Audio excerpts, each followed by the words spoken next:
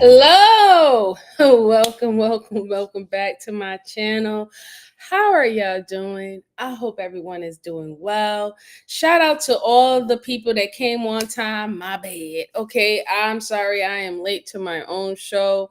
I was having technical difficulties and I had to make sure that I got everything straight as best as possible because I'll be having little hiccups and stuff in the show. So hopefully we don't have any.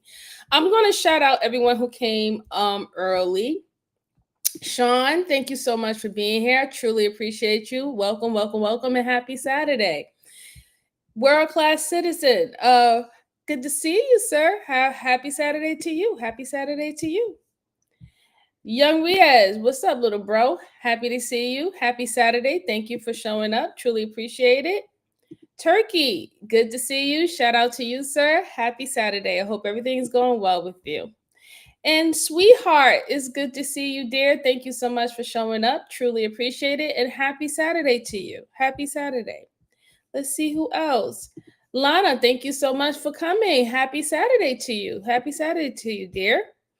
So, guys, I know I've been MIA for a while. A lot of things has transpired. You know how life does. Life hits you and like a ton of bricks, and then you have to adjust, right? So, bear with me. And I appreciate all of you who did reach out to see if I was okay or anything like that. I appreciate it, especially in the comment section. I hope you all seen my hearts and all that stuff.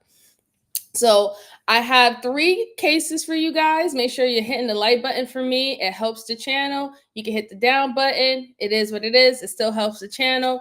Please also share this out to anyone who is interested in these immersive type of cases that we're reviewing that has already been solved or already have gotten convictions from it. If you think anyone is interested in it, go ahead and share it out to them, okay? So the first one that I have for you good folks of the algorithm is a loser. So this loser ends up unaliving, or I should say murder, right? He ends up murdering his wife to avoid her divorcing him. So I thought that was really interesting. So I wanted to take a look into that. So let me go ahead and pull up my screen and we can get it going.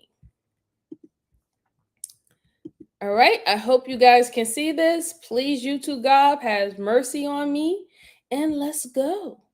That's what I do. Fiscal Health Index. I do dollars. Okay. Meet the world's biggest loser, Daniel Krug. For 2 months, Daniel orchestrated an incredibly complex murder plot, all to stop his wife from leaving him.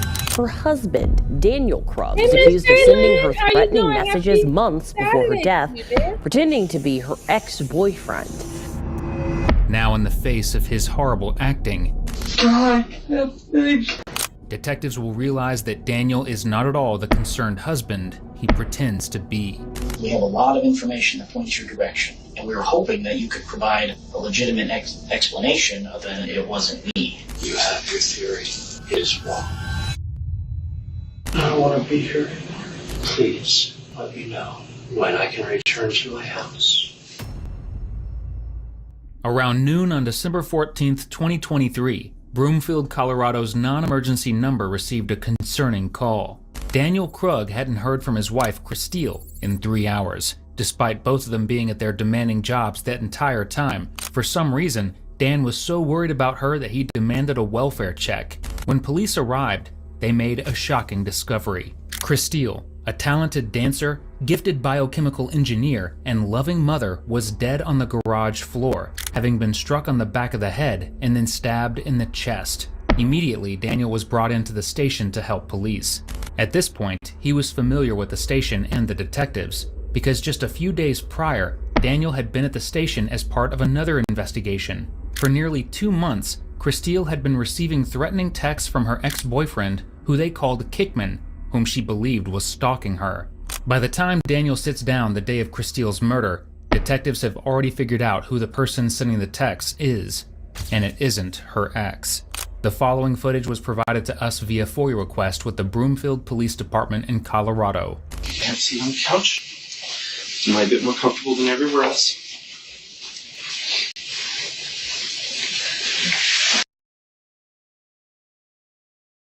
So I just wanted to stop there off of the information that they just stated a few minutes ago. So she was getting, I guess, threatening texts for a while. And it was coming as this was her ex-boyfriend doing it. Right now, I don't know how long these two individuals been married. So that is, to me, if I'm looking at it, if the husband is the suspect, that's, to me, is premeditated, right? Because what if those messages was coming from the husband? What if he knew about the ex-boyfriend and then he made up a fake account, made it seem like it was him? He knew all the details, right? Because this is your wife. So, she probably have discussed her past relationships with you or things that have happened with her and this other person. And you started sending messages, threatening messages under the guise of being her ex-boyfriend. So when you finally decided to pull the trigger or unalive her, I should say, they would go for him first. Him not understanding that usually in these type of cases, the people that they go to first are the people that's the closest in her life, right? Now, my question is, how did the video essayist know about those messages? Maybe he just added on newfound information from just reviewing the case, because clearly what we're about to see is the interrogation of the husband. So they're going to pretty much ask about his whereabouts. They're going to ask about the dynamic of his marriage, right? They're going to ask impertinent information and see if he's going to give that away. But I just thought that was really interesting, how the boyfriend or the ex-boyfriend is sending all these threatening texts that he's going to unalive her, but she's full on married, and that out of nowhere, someone got into her garage and stabbed her so gruesomely in that particular way. But let's hear what he has to say. Let's hear what he has to say. So, again, I know this is the last thing in the world that you ever want to experience. We're trying to do our very best to figure everything out. Okay? So I understand you have 2 phones with you. Those phones are, you said one's a work phone and one is your personal, right? So, who do you work for? The state. The state. What do you do for the state? Department of Public Health. Okay. I do money. Money for them? Shopping. Well, you're still gonna need this stuff on the list. Public health. And environment. I do operations. I do money. That all works. So, your home security system, you access that through your personal phone? Google Nest. That's Google Nest, okay?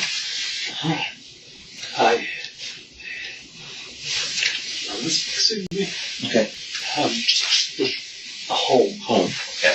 So I have your permission to operate this phone and get what we need? Yeah. Okay. Yeah. So how many different cameras do you have? 4. Doorbell. Side of the house.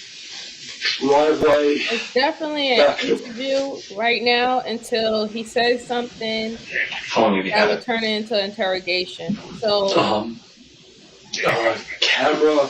Or So in this situation, if you look at this particular room, you can tell that they're looking at it as a interview, right? This is a man who just lost his wife. You know, they're not trying to ruffle feathers too much unless they start getting little information from him that's going to make them like a red flag flare up and saying, you know what, maybe we need to start thinking that this person could have had involvement or he knows more than what he's leading on, right? But as of right now, he's considered the victim of losing his wife in a gruesome way. That's why I think that they use this particular type of room, because we have seen interrogation rooms when they clearly think that you're the suspect and they're clearly going to make a position to go ahead and put these particular type of charges on you. I think that they're giving him the benefit of the doubt right now. But let's go on. Wait, hold on. Turkey said, yeah, seriously, where they're doing this interview, it can't get over how comfy this place looks. Usually they try to make it as uncomfortable as possible. Yeah, absolutely. Yeah. Ms. Jalen said, but this is 2023. It's strange. Yeah. They use different rooms for different reasons. Like we seen how they change things up. We even seen one time, I think a case maybe 2 weeks ago, we seen a case where it started off in this type of interview type of room.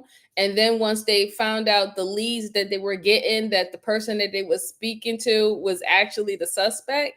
And then all of a sudden they had that person in the real interrogation room. We seen that happen. Turkey said, yeah, I suppose that makes sense. There's going to keep him comfortable until they can figure out what's really going on. Yeah, I mean, as of right now, he's not a suspect. He's just going to be, he's going through the initial interview process due to the fact that this is his wife. Let's go on. Doorbell a couple years. Sorry. Doorbell a couple years. So when do your cameras Happy go off? Saturday. You're not that late, sweetheart. We're literally like 2 minutes in. 24/7. Okay. They don't turn off. The cameras. Who has the ability to go in the aperture itself? Christine, me, and God, It's all right. It's all right, Dan. and house phone. House phone. I don't know where you are. I'm in the Google Nest app. No. Home. Home shows all 4. Oh, perfect. And I don't that once. Home. I can settings. Okay. Oh, just us. Just you guys. Okay. As a result of the threatening messages Christine had been receiving, she ordered 4 cameras to be set up in the house. One filmed the backyard, One filmed the side yard, one filmed the front door, and another filmed the garage. Not only did Christille have cameras covering every possible entrance of their house, she also had alarms on every single door and window, and kept them locked at all times. As Daniel has stated, the only person capable of controlling the cameras and shutting them off are himself, his eldest daughter, and Christille, which makes what happened to the cameras even more damning. Detective Martinez, who Christille... So I'm going off the situation that there's a possibility that the camera in the garage was turned off. And then now hearing that she could bought all these cameras and put it all around the house. She had security on all the doors, and the only one who had access to it or even knew the master code was her and him. Then how all of a sudden, where she loses her life, which is AKA the garage, how all of a sudden that camera disappeared. So that's quite telling. That's quite telling that all of a sudden none of the other cameras in the house went down or went out or blocked out, but the video for what happened in the garage is not on or is somehow missing. Yeah. Doesn't fly. and Daniel have been meeting with in relation to the stalking enters the room, which means it's time for Daniel to put on a show. Unfortunately for him, his wife and daughter are the only talented actors in the family. Yep.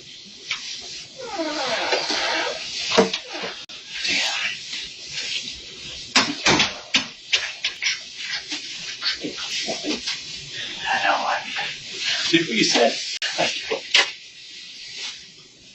Call the police. Couldn't reach you. Call the police.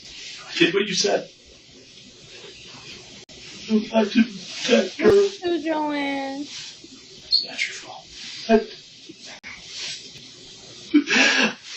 I was to protect her.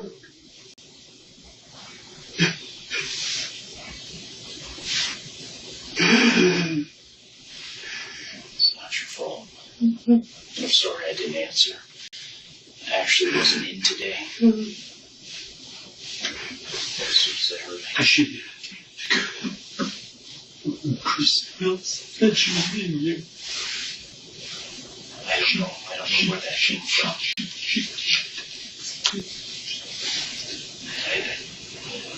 I saw that screenshot, they sent.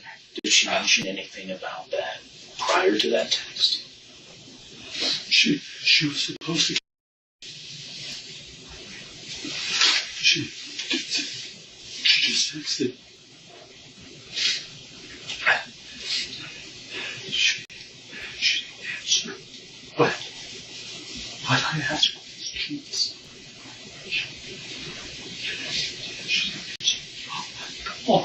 The morning of Christille's murder, Daniel received a text from her phone stating that she needed him to pick up one of their children from school because she had a meeting scheduled with Detective Martinez. The meeting, however, didn't exist, and Martinez hadn't even spoken with Christille. Daniel texted Christille back saying that he would pick up their child. When she didn't respond after a few minutes, he then called and texted her several times within a less than 2-hour span. He even sent the detective a screenshot of his unanswered texts and calls to Christille saying, "This feels weird." Christille had a high-paying and incredibly demanding job in the biochemical engineering field, and it wasn't unusual for her to be unable to answer texts for long periods of time. Daniel's panic, which included contacting the detective with proof that he tried to reach his wife, only made investigators more suspicious. Dan, when did you leave the house? So one big thing I want to point out that the video essay has said is that she was supposed to have a meeting according to what the husband told him, and then she didn't respond. But then she sent a text message to his phone saying that. I'm under the impression he had access to her phone. And the deed that whatever he did to his wife, he did that prior to all of that. He had access to her phone. He wrote that message in there, made it seem like he was actually, talking to her at that particular time. And then he went on the process of, oh my God, hey, I'm calling you, you're not responding, knowing that she's not going to respond because she's already unalived, right? Hey, look, I'm calling 911. He made sure that he had proof. He made sure he had records. He even, like, that's how, if you really think about it, that's how wicked this guy was, or how much he didn't like his wife. You went to the point where you made fake messages of her speaking back and forth with you to make it all plausible. We don't even know, like, and then on top of that, like with the meeting situation, right? So if there wasn't any meeting, because they confirmed with her company that she works for, there was no meeting that day. So now where was she? Right? They're going to do a ping with her phone. They're going to see that she was probably home all day. She probably even had the day off that day. I don't know. He's, number one, he is a bad actor. I'm just going to keep it 100. He's a bad actor, and there's too much information. Like I'm saying, there's just too much information that he's so willingly to give them. And the reason why he's so willing to give that information is because he's plotted it himself. He wants them to find that. That's why he was so willing to give the burner phone. He said he had 2 phones. He said one phone was a work phone and the other phone was a personal phone. He signed over his phone. Of course he's going to sign over his phone. He knew that he planned everything in there to make it look like he didn't do anything wrong and that he ended up, being concerned.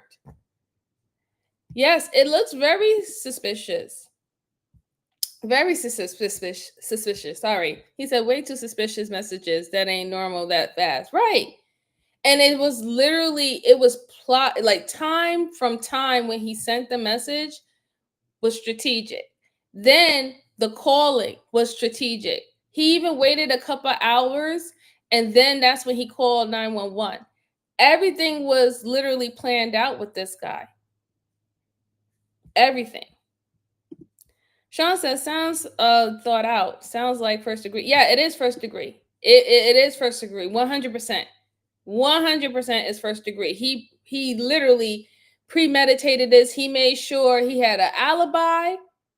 He made sure he got rid of the camera in the garage. He made sure that he had text messages with her to make it seem that she was alive and well at this time, because he knows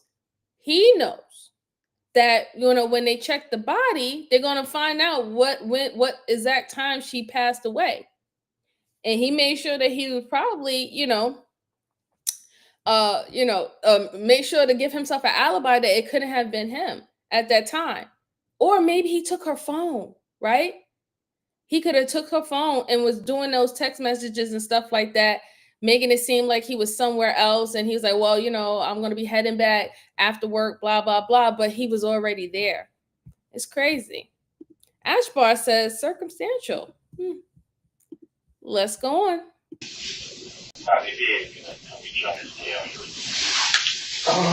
Guess. Approximate. A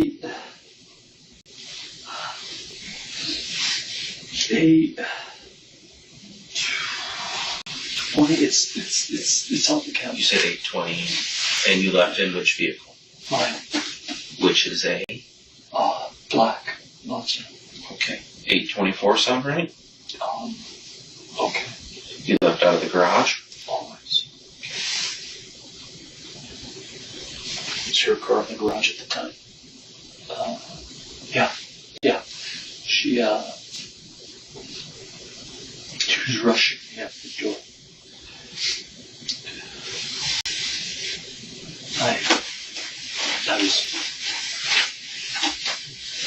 Didn't feel good. I was late leaving. She told me I had to go because she had a meeting. She was rushing me, and I went. She was in the kitchen. and you couldn't get a hold of her, she sent you that text. And that's as much contact as you have with her today. And I panicked when the check marks weren't there. Yeah, I agree. The check mark to me. We received. Got it. What's your guys' interactions been like leading up to this? Tested. I felt like she was keeping secrets. Why? She didn't tell me about Tech Man. She keeps disappearing for hours. I told her when this was done, we should divorce. I don't want to divorce her. Now, do he really honestly believe or want the detectives to believe that if this woman was being stalked, harassed, and threatened by her ex, and she went to go get all these security cameras and all these motion sensors and locks and stuff on every single door of the house, you telling me that you didn't know why she did that? You really want me to believe that she doesn't know? Like, I don't know, that doesn't, I don't know. To me, that doesn't make sense. There is a point that you had to agree to it because y'all both put it up, right? You both put up all these cameras and stuff like that. So you knew that she was worried about something. You knew that she was worried about something. So now all of a sudden you saying that you didn't know? You telling me you really didn't know that your wife was being threatened or harassed or who Kickman was? No, I don't believe it. I don't buy it. And then I think it was very telling when he spoke when a detective asked him that question, how was pretty much your marriage dynamics and stuff like that. He let him on that it wasn't perfect. He let it on that they were going through problems. You thought that she was lying to you. She was staying out 3 hours, whatever, not responding and stuff like that. So things was kind of rocky. You felt the kind of way in your marriage. Yeah, exactly, Turkey. You don't get a bunch of cameras for no reason. Something sets that off. Right. Absolutely. Sean says he's trying to blame the ex. Yes, absolutely. He's definitely trying to blame the ex, and that's why he set it up the way that he did. He set it up exactly the way that he did with the emails from the ex and all the stuff like that. Let her go ahead and get all these security cameras and all the stuff like that, thinking that she's protecting, the house and protecting each other, not knowing that the person that you need to worry about is inside the house with you. That's crazy. Ariel said, shut up, dude, and lawyer up. Yes, we wish they would do that, Ariel, but they never do it. They never do it. Because that's the ego talking in them. I told you she can't keep secrets.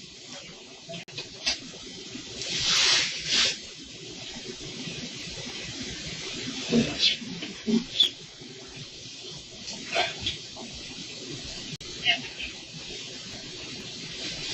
Kickman.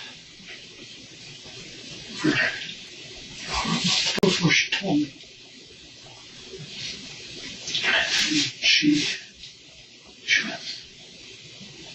She would leave and be gone for so long. Last night, no, not last night. No rehearsal last night. Tuesday. She left 2 hours early to get Wolf on. No reason, just 2 hours. hours early. She kept leaving early, coming home late. Last, where? She wouldn't tell me. Daniel has yet to consider that the reason why Christelle was staying out of the house is because she didn't want to be around him. It's a fact that all of her friends and family knew.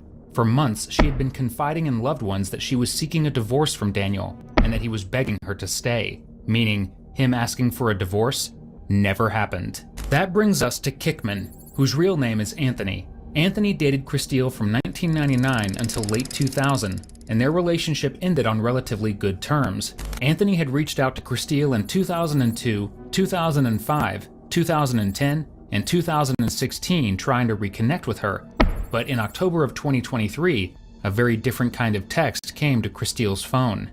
If I read what the text that Christelle received said word for word, I'd have to wash my mouth out with soap. The messages, which came from a track phone number claiming to be Anthony, told Christelle to die if she didn't have relations with him. For these aggressive texts continued. Little did Christelle know they were coming from a track phone that her husband had bought at a local Walgreens. Eventually, police would find footage of him purchasing the phone. Covering his tracks isn't this guy's strong suit. So you're a whole idiot then. You're a whole idiot. So apparently there's the motive behind that. The motive is that she wanted the divorce. She was scared of him. He didn't want a divorce. He didn't want a divorce. And he made the excuse of her past relationship and that the guy was reaching out to try to rekindle something. He used that as an excuse as into why, he can't have her. If I can't have her, he can't have her. If I can't have her, he can't have her. And here she is trying to leave the marriage. And he feared that she was going to go right into that gentleman's arm. So he had to do something.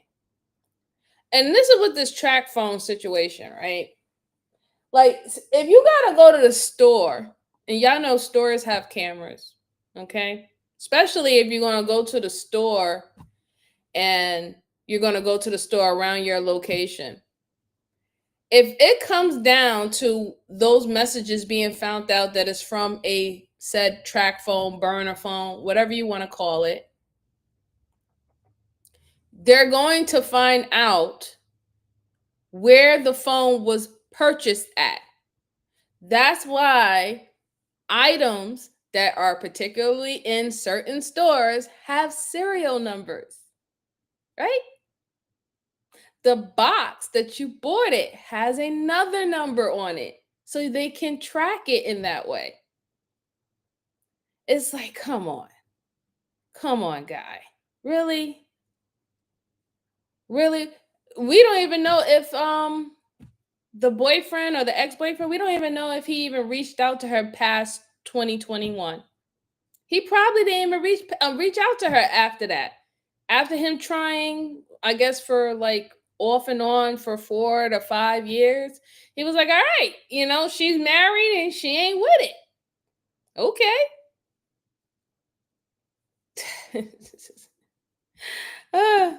Miss Jalen said he's giving them motives. Yes, he is. He's definitely giving them motives.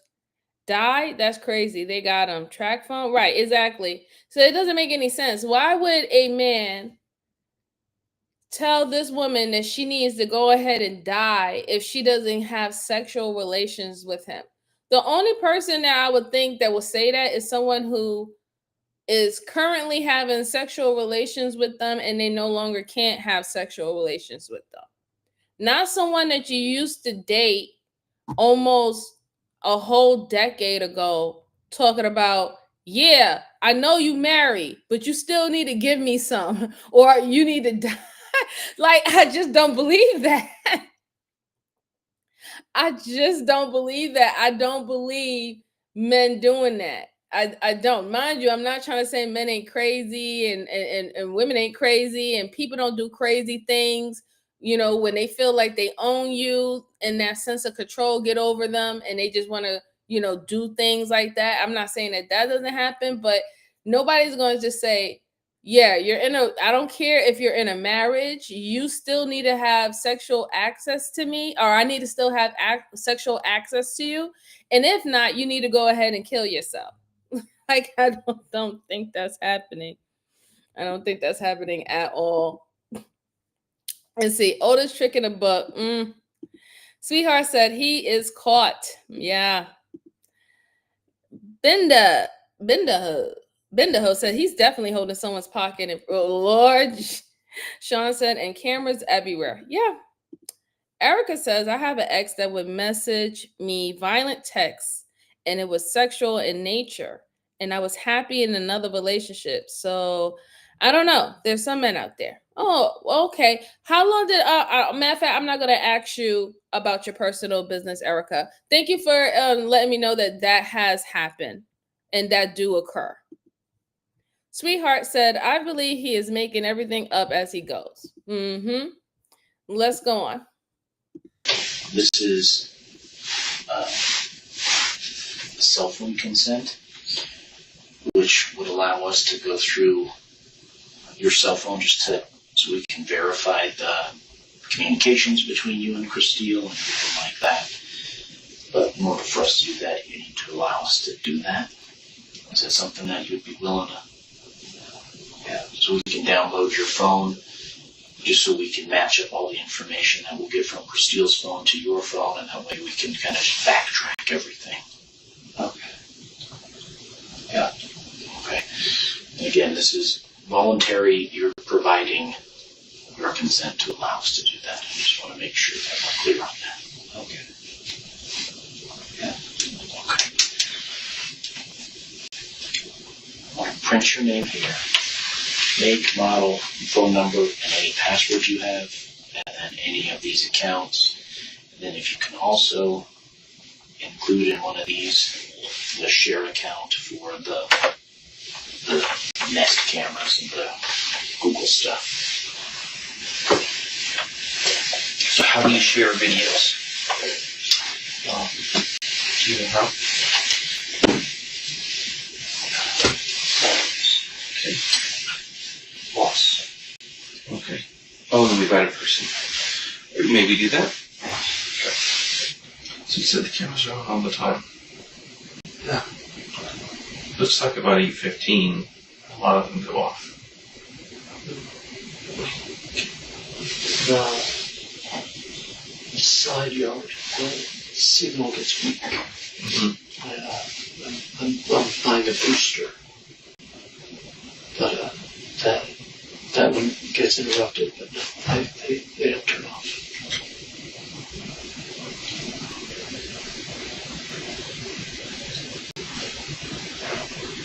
To a point. So it needs power.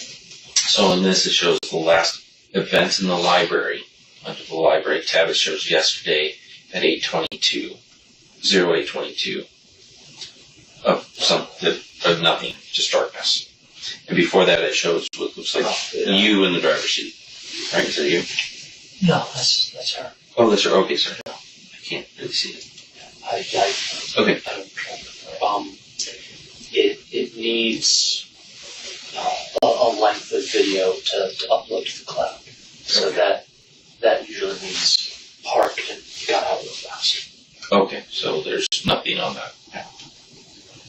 That shows. Hey, Brandon. Happy Saturday. Hope everything's well with you, sir. For the doorbell. Yeah, he is trying too hard. Touch it. Why is it blue? Yeah, he did, but he doesn't know that it can still retrieve it.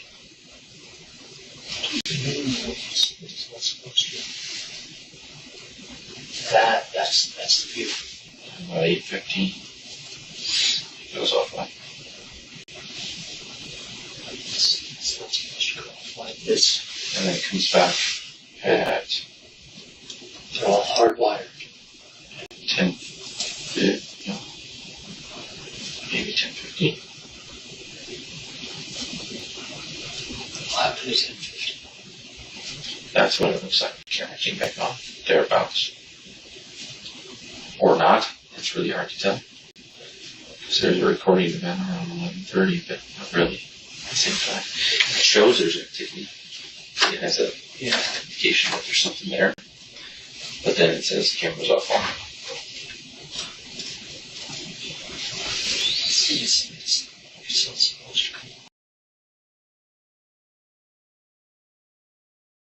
What a damn idiot. So you mean to hold on. So you purposely cut off the cameras, but you did not cut off the motion sensors that's in the garage that will let you know that there's activity going on in that area at that particular time. And not knowing that whatever system that you're using, they also have a time stamp for what is going on when a particular activity is happening. Wow. You are a whole idiot and a half, aren't you? Now, you did a lot of, trying to set up the scenario of having alibis and messages and all the stuff like that. But when it came down to where you really were supposed to be strategic, just like an idiot, you didn't pay attention to the details, right? You didn't pay attention to the details. Now he's sitting up here talking about, oh, that's not right. I don't know how that happened. I don't know why that would happen. That doesn't make sense. So when did the cameras miraculously come back on? At 10:30? It went glitched. The only place it wanted to glitch at was in the garage, right? Because remember, she bought all the cameras that's around the house from the same company. That means that the company is tracking everything around the house, right? These are not different systems. It's one system. So you mean to tell me that all the other cameras was working, and then the garage between this time and 10:30, there is no visual of what was going on in the garage. But it still showed that there was activity going on in the garage. This is when I don't know. Sometimes they make it very easy for the detectives, and that's because they really just think that they're smarter than everyone. And it probably also could be because they've been able to get away with a lot of shit in their life with regular smuggler people. But it's a different type of breed when you're dealing with these detectives. They do this for a living. They've been doing this for 25 plus years, examining and understanding human personalities, psychology, sociology, you name it. This is what they're trained to do, to know how to read people, read between the lines, and pull out information when they need to. It's terrible. It's really terrible. I'm laughing in inside. Hey, Lord, how are you doing? He is so dumb. Yes. Absolutely. Yes, make sure you get the likes up for me. Truly appreciate it. Thank you so much. Joanne said they don't catch the smart one. No, they don't catch the smart one. No, they don't. Let's see. Okay, time for the brutal, uncomfortable interrogation, right? It's coming. It's definitely coming. They need to just put handcuffs on him right now. Yeah. Yes, I'm black. Shout out to you. Derek said, wait.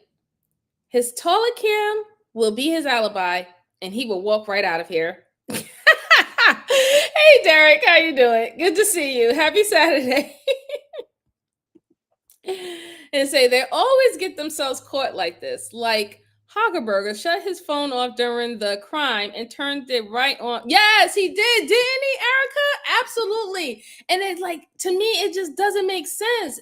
Why would you do that? If anything, you know what?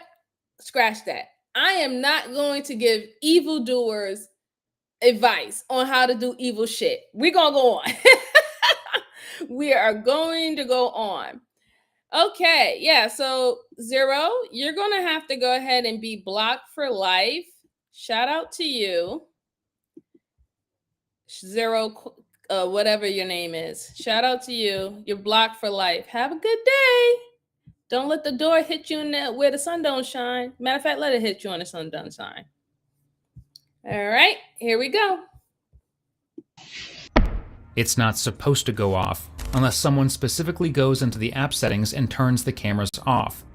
The doorbell camera in the front of the house strategically had blue painter's tape placed just hours before Christine is believed to have been murdered. Other cameras were conveniently turned offline at 8:15, right around the time Christine was killed. Miraculously, the only camera that stayed on was a camera pointing at the driveway, which showed Daniel going to work about 20 minutes later than usual. And you mentioned earlier that she didn't tell you about something kicks. Which one was that? Kickman. Kickman. That's what we call a stalker. Doesn't deserve a name. Okay, which came up with Kickman because I remember having that Molly conversation. was going to kick his. I remember having that conversation with you. What? Do you remember that email address that she didn't tell you about? It's in the log. Okay. I didn't have to remember it's in the log. Something kicks. All right. You have the log, right? I do. I do have the log.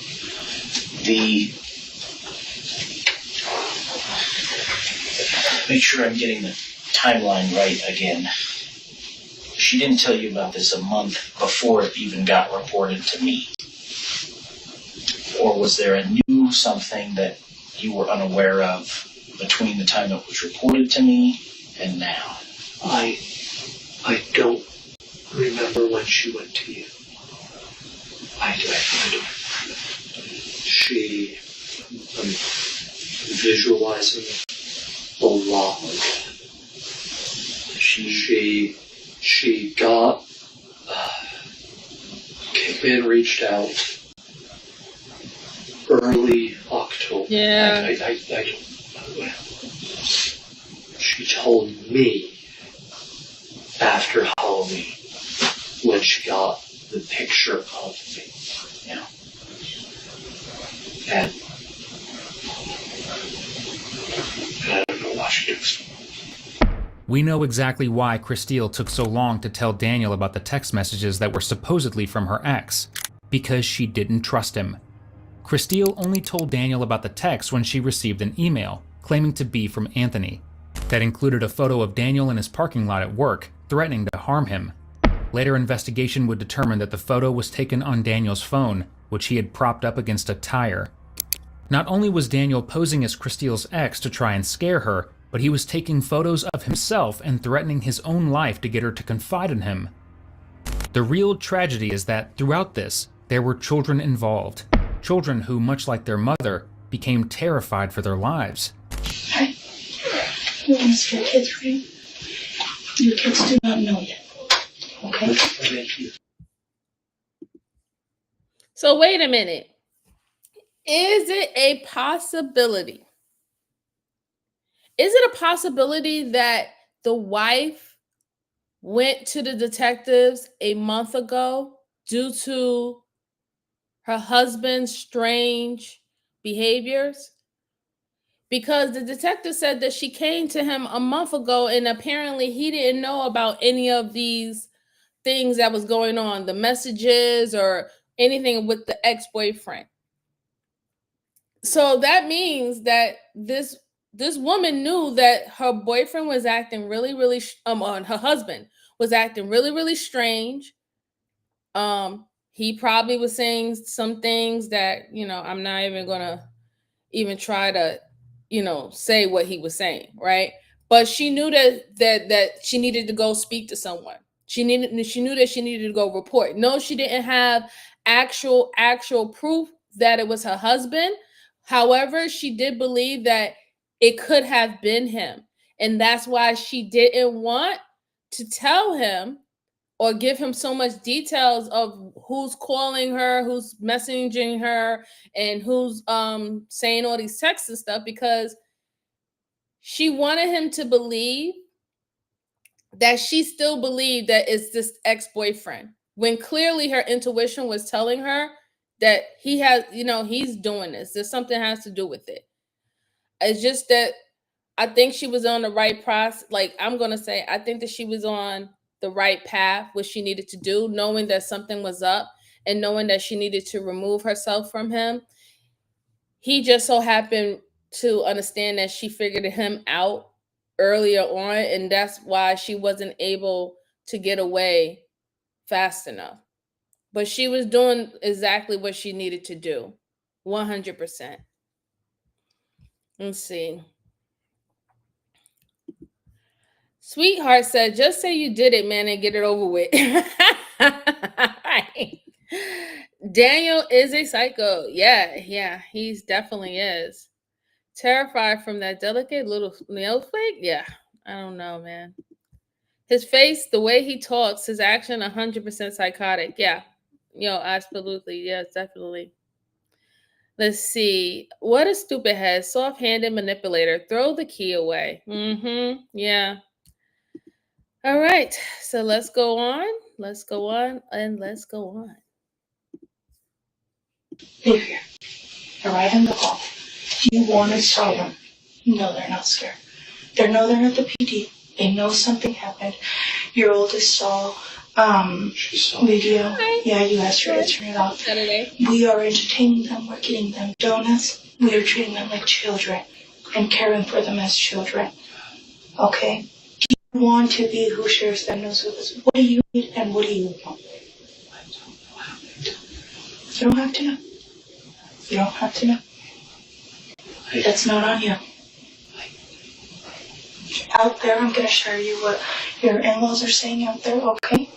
Your in-laws are arranging, if it's okay with you, between your brother-in-law, your father-in-law, your mother-in-law, and your sister-in-law to share the news. Is that something that you want?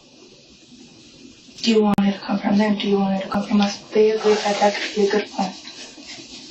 I should. You want to tell them? I just don't know. Okay. The best thing in this scenario is Yeah, he is. to be dad. To say that looking word very low. clearly and be there for them afterwards.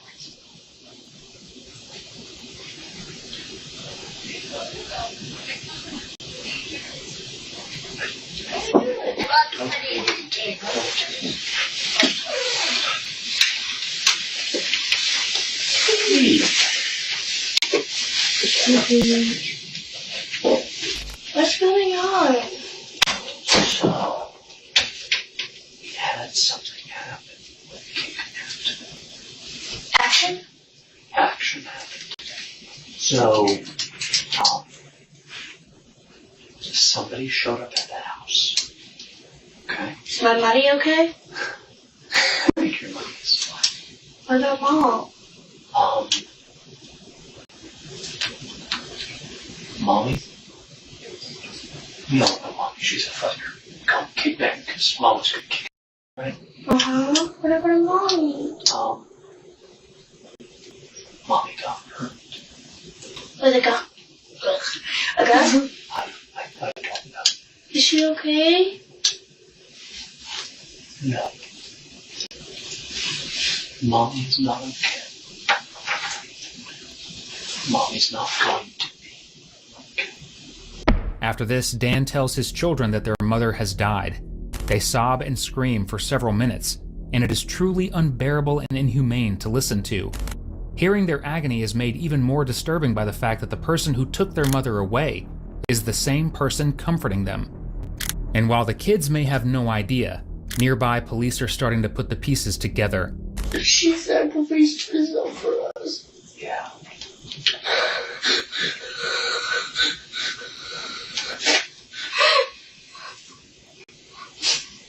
I have to leave you out of a fight. A big fight. Christelle was found having... That is a total scumbag. A total scumbag. Your kids are bawling out of control.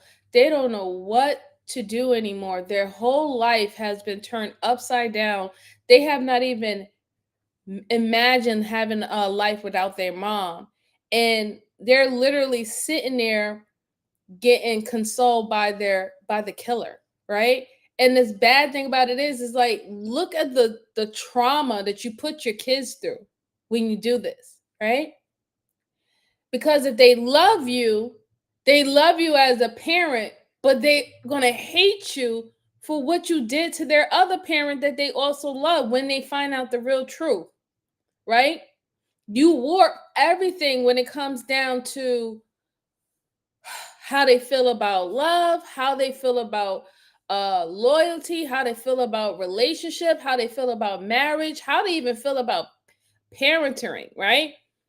You know, there's a certain level that kids have trust in their parents, especially if you're decent parents, right? Kids have a certain level of trust in you where they like, you know, I depend on you for everything, so why wouldn't I trust you, right? You have my best interests at heart. Now, all of that has been taken away from them.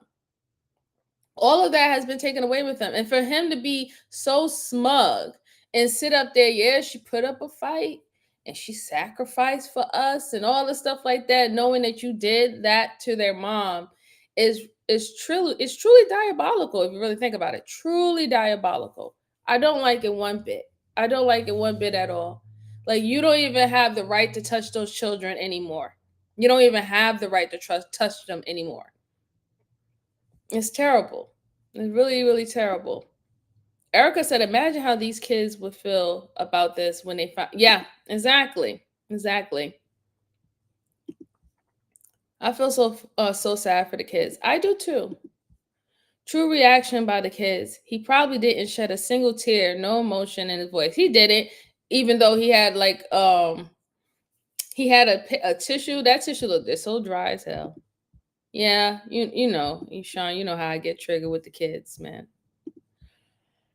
Derek says he's telling the kids mommy put up a fight, confessing to them that he saw that she was in fact fighting the little snowflake. Total. Right. Because that's another thing too. Good job, Derek. Good job. How did he know that mom put up the fight? If you weren't there, right?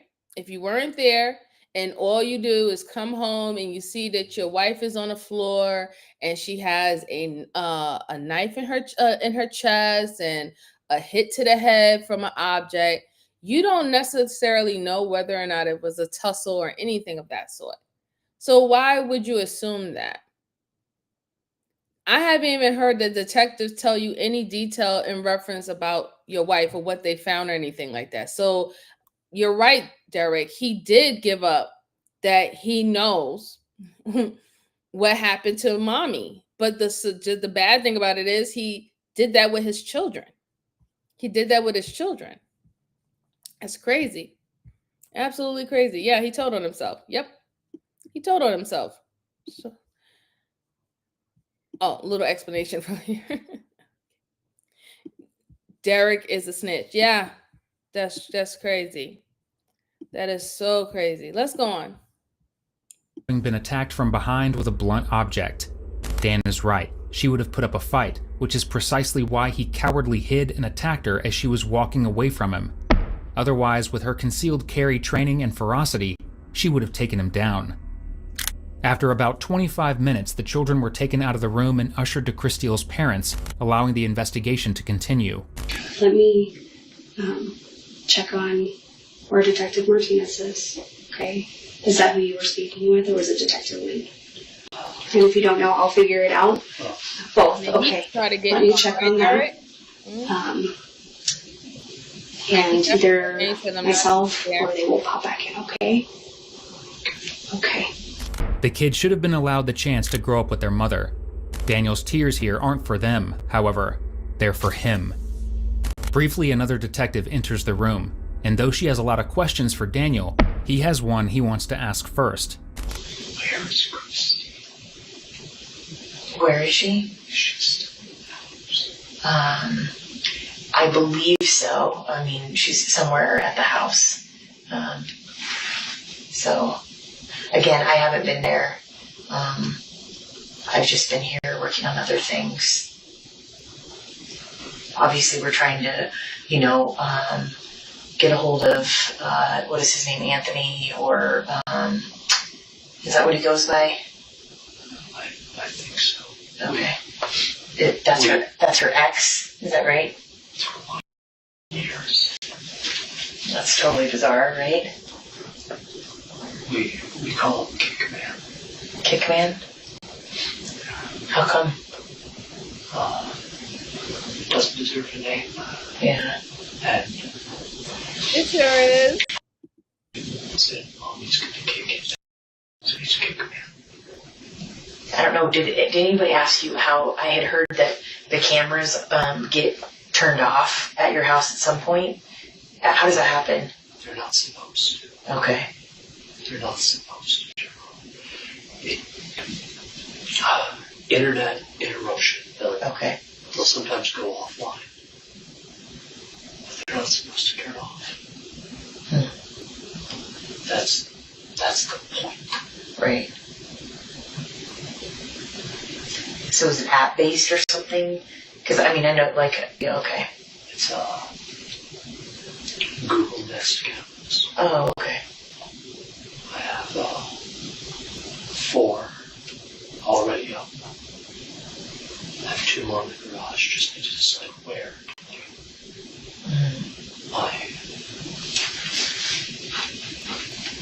Christine was going to Yeah. Exactly, Sergi. Exactly. And miraculously, it just turned off. At this point, the detective was taken out of the room by fellow detectives watching the interaction on camera. Fearing that her questioning may be crossing the line since they haven't read Daniel his Miranda rights, and at this point are considering him a suspect, they usher her out to enter with a new game plan. No longer are they going to handle this like they're sitting across from a grieving husband. So, obviously, we've been here for a little bit, and, you want to leave and everything, but we still need a lot of stuff answered and whatnot, okay? But just because of the time and everything like that, we have to go over some formality stuff, okay? Okay. And just given that you were the last one to see Christine, we want to go over your constitutional rights, just like I've gone over with the consent to searches and all the forms that we've signed leading up to this. We just now need to talk about your rights so we can proceed with getting the answers that we both want. Yeah. I have 2 different voices going through my head right now. I have my brother Matthew. Yeah, I've mentioned him. He's the sheriff's lieutenant. And I have his voice saying, talk to the police. And in typical cop fashion, he married a prosecutor. So I have Lynn's voice in my head going, get a lawyer. I just want this to be done. I don't want to go home. I just don't want to be here. When may your birthday, Dan? 10/24. That makes you 44. Yep, they are. 43. It's not 2024. So it's crazy because he said he has 2 voices in his head. One is telling him, go ahead and have the conversation. And the other one is telling him, you need to go get a lawyer, dude. I think you need to listen to voice number 2 and go get a lawyer, because there's a lot of things that you already gave up, especially your interaction with the female detective, their interaction with your children, that now this situation have turned into a actual interrogation, right? And trying to get you to confess because certain things are not making sense now. You made it seem like you had no whereabouts. You was such a worry and concerned husband, but in fact, they probably gonna check your phone when they check your phone records and they go through everything, and they also pin your location when the time this happened. They're gonna find out that you was at the house. You was at the house when this all happened, right? There's certain things that he's doing. Even his mannerism is very, very creepy. He's not really acting like a grieving husband, and he thinks by keeping his tone low and monotone, that means that he's serious about the nature. He's not, okay? We talked about what are some of the traits that people who have who's a psycho or who would be perceived as being a psycho. One of the things they do is that they keep their emotions monotone, right? It's literally leveled. Nothing changes. You talk about a wedding, yay. You talk about someone getting their head smashed in, yay. It's the same thing. They feel the same way about any situation. Completely different than someone who is I would say a sociopath or a narcissist. Their emotions fluctuate. 1 minute they're super on 100, the next minute they go down to a 0. Woe is me, I'm the victim, look at my life, right? It fluctuates. He's been the same ever since he started this interview. Even with the fake crying, even with the dry tissue in his hand, he's been the same. It's been the same voice, it's been the same tone, it even been the same positioning of his body, right? Nothing have changed with this guy, which is quite scary. Derek said this narcissist is going to try and run game on these two. He's beyond narcissist. He's beyond a narcissist. He's a psycho. He's definitely a psycho. He definitely has some of the traits of a psycho. Oh yeah. Just trying to get past this next year already. Like I said, you're obviously versed in kind of what I want to talk about. Voices. Shout out to you. I just want to make sure we go over them, okay? That way it's good. So this is our generic form we have for everybody. You have the right to remain silent. Anything you say can and will be used against you in a court of law. You have the right to speak with an attorney and to have him or her present during questioning. If you cannot afford an attorney, the court will appoint one for you free of charge. You have the right to stop this interview at any time. Do you understand all that stuff? I think so. Do you have any questions about that stuff? Yeah. No, I don't think so. Keeping all of that in mind, is this something that you want to continue to chat about? I guess. Yes or no? Yes. Okay. Daniel goes over his timeline of events with the detectives. Christelle dropped one child off at school, and he dropped one off at the nearby bus stop. He left for work, and soon after, Christelle stopped responding to his texts. According to him, at least. But later evidence would show that the text from Christelle claiming to be meeting with Detective Martinez was actually sent from her phone by Daniel after she was murdered. Yet another part of his carefully crafted, albeit stupid, plan to get away with murder. And maybe you've already asked this, but again, I'm just going to throw it out there. The meeting with Detective Martinez today, did she tell you specifically what that was about or why it was occurring? Okay. All I have is the one sentence in the text message that I already gave him. Okay. And then tell me a little bit more about your guys' relationship. Like, I kind of want the intimate details, to be perfectly honest, because it's important for us to understand what's sort of led up to today. I mean, like, what's a normal you were super detailed in your account of the last 24 hours, but none of it really included your relationship or your interaction. It's very, and I know how families are. I have my own family. It's very much like a business, right? We all have our roles and we all got to get it done. But what's going on with you guys? Because it seems like there's been a lot of stress on your relationship. We are not in a good place. Okay. We have not been in a good place for a while. Okay. I told her I wanted counseling. Happy Saturday. No. Everything's well with you. And when was that? Oh, no. Sort of ultimatum. Long time ago? Yeah, months. Okay. We live together. We have joint finances. We obviously co-parent the kids. He definitely tried his best. Separate bedrooms. But it didn't plan out the way that he thought it was. That that's kind of where we are in the ebb and flow of a relationship. Okay. So that it's tough enough to say this. Just let me get it out. Sure. So, other than talking about the kids, there hasn't been a lot of dialogue for a little while. I can't put a time frame on it. It hurt me that she didn't tell me about the stalker when it started, but she brought me in right away once he sent her a picture of me. I think that was Thanksgiving, Halloween. Okay. So she told me the next day, and I was definitely hurt and angry that she was keeping that as a secret.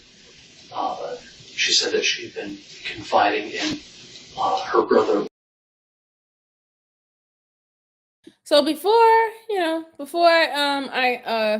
play it on, one thing that points out with him is every single time it gets to discussing timelines, he doesn't remember.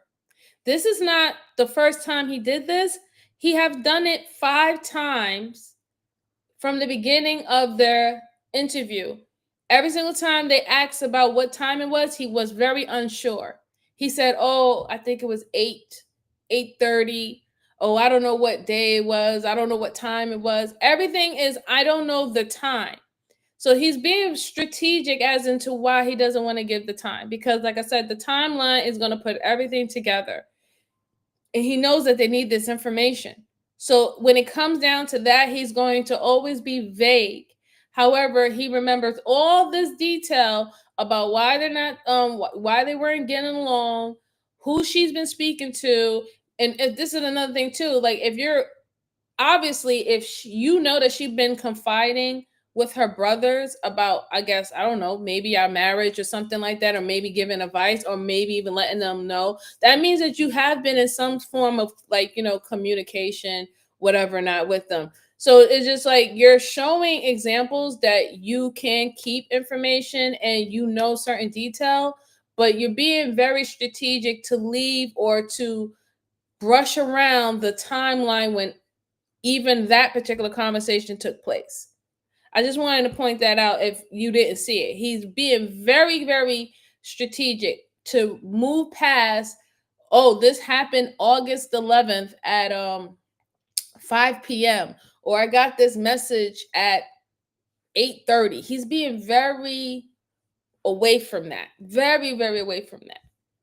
Let's see. Oh, y'all having a whole full conversation up in the chat. Okay, no problem. Derek said he's trying to engineer some kind of PTSD psychological defense. I agree. He is, doing that. Maybe that's the reason why he talked about hearing 2 voices in his head when he said that about a couple of minutes ago. That could lead into that. And he'll say that it's due to the fact that he's traumatized by what happened to his wife. I don't know. And also the fact that since he wasn't in good terms with her and they were having marital problems, that type of stress could be in the be in that situation. But let's see what else he has to say. Bars. And so. Did she ever tell you why she didn't tell you that? Because she and I were. Okay. Not in a good and healthy place. Well, another phrase I should say.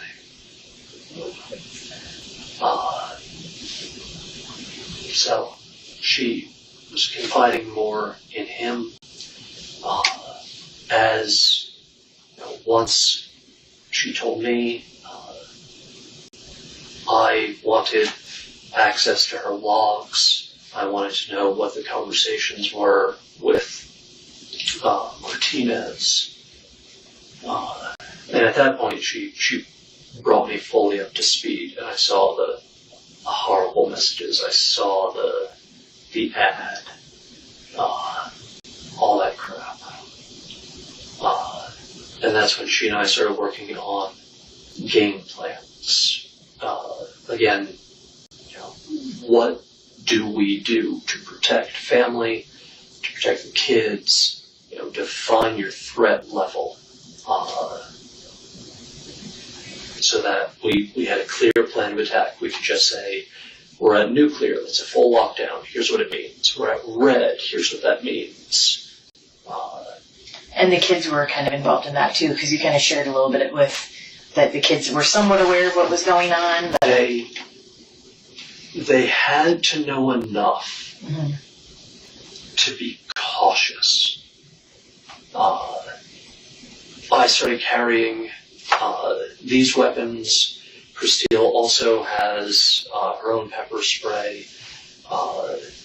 She started carrying a handgun that her father had given her, right up until she took it to a range and it jammed, and she decided she didn't trust it anymore, so she went out and bought a new one.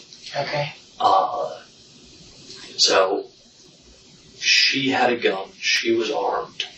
I don't want lethal items. We didn't let each other kind of be alone anywhere. Had to take dogs for walks. We would do that together. So it almost sounds like all this kind of maybe even brought you guys closer, not maybe emotionally closer, but you guys were physically sort of working on things right? Besides your kids. There was a mutual... Yeah, there was... Over the course of November, there was a better team feel. Okay. And that's exactly what Dan wanted. To this day, detectives believe that he was posing as Christile's ex in an attempt to force her back into his arms. But despite her fear, Christile was determined not to stay with a man who she didn't love. And so,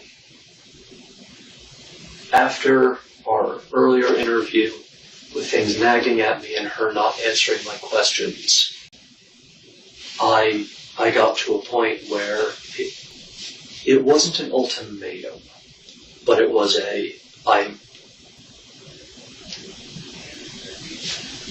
I had her as a partner to protect the family, but it didn't feel like a partner who valued me. And I told her at that point, I told her I didn't want to die for someone who didn't care about me anymore. That's really hard. And I told her I wanted a divorce. And when did that conversation happen? Oh, weeks ago, before Thanksgiving. Okay. And how did she take that? Angry. Obviously. Yeah, I'm sorry. This guy is really diabolical, guys. I'm just sitting here and I'm like really examining him and even his speech pattern. But to go back to what Turkey and someone else said, Erica. Yeah, Erica said it, I think. Yes, Erica. That was what the burner phone was for. So he could pretend to be an ex to scare her. So he can swoop in and be the hero. Wow, that's so twisted. Yeah. That's the hero complex, right? If y'all know anything about psychology or even touch on it a little bit, or if you're interested in astrology, all that good stuff, right? Shout out to you. I like that stuff too. But in psychology, the hero complex is people will go hell and back. They'll do whatever it takes to get you to beg to need them, right? Because it's not about them actually making themselves beneficial for you to need them or call on them. They have to feel that you have no other choice but them. So when you're dealing with someone who has a hero complex or the Prince Charming complex, They will burn down they will burn down their house or burn down your house and then come back and give you a pail of water to try to put it out. That's how diabolical these individuals are. They will be the cause of whatever destruction or mayhem that's going on in your life, and then will show up with the cape on and be like, I'm going to help you and assist you. And then they put you in a position like, oh my God, you're so great. This is why I needed you. This is why I loved you, and stuff like that. But one thing he's not detailing to the detectives, why did your wife want a divorce to begin with? He's very strategic on not letting them know why it was leading up to the point where she wanted a divorce. And he's not going to. He's controlling the narrative. This is why he had already lied to the detectives and said that he was the one who wanted the divorce. But the funny thing about it is that if she came to you saying, okay, this is what's going on, I'm getting these crazy type of texts and stuff like that and threats and everything, you like, all right, what are we going to do to protect our family? She said, let's go get these security cameras and all the stuff like that, see he was around, inform our children enough where they're cautious and they're watching their back and watching their surroundings when they're coming back to the house and stuff. She went and got a weapon. You didn't even want her to have a weapon. You said you don't want lethal weapons in the house. I find that very funny how you pretty much forced her to get rid of a lethal weapon as a gun because you ain't want to get your ass shot, didn't you? Right? So you literally strategically put things in place where she could not defend herself if it would ever go to toe-to-toe, blow-to-blow between just you two. Because that weapon that she had, that would have definitely been the neutralizer if you was coming at her with a knife. But you sat up there and told the detectives you had two weapons with you. You had a knife and another thing that you was with. But then all of a sudden, when her gun got jammed and she went to go get another one, you don't want no weapons in the house. But I thought that this was all about protecting the family. If she's willing to get a weapon and she goes get training to learn how to, shoot properly, how to follow within the laws to defend the house, right? The castle doctrine. If she's able to do that, then why are you telling her that no, I don't think that's a good idea. I don't want weapons in the house. But all of this is off of the fact that there's someone that is supposed to be threatening the life of her or possibly threatening your life as well. Because we have to also include that he made fake videos and fake pictures with his phone that he was having an altercation with her ex-boyfriend. Never once in the video do you see the actual ex-boyfriend, but he made it seem like he was just having a argument with the ex-boyfriend, and he told him, listen, don't come around my house anymore, don't text my wife anymore, or we're going to get the police involved. This guy, man. This guy, oh my goodness. Let's see. Sweetheart said, wait, did he say interview? Right. Dislike goes beyond first degree. This is insane. No, it's not even dislike. He loathed this woman. He got to the point where he loathed this woman. Turkey said, I was wondering the exact same thing, MJ. Why did they want the divorce in the first place if suddenly things were going so well between? Right, exactly. It doesn't make any sense. If y'all can come and band together for the protection of your family, where y'all got on one accord to get surveillance cameras, to get a motion sensor in the garage, to get all these locks and stuff. If y'all can come together in that, then I will believe, and this is just an opinion, I will believe that you can do that with your actual marriage, right? y'all showing that y'all have the capability to do that with your actual marriage if you have a problem with it. But clear as day, he's saying, yeah, we're going to do all this for the house, but I want a divorce? Okay. Yeah, sure. She was tired of wearing the pants in the relationship.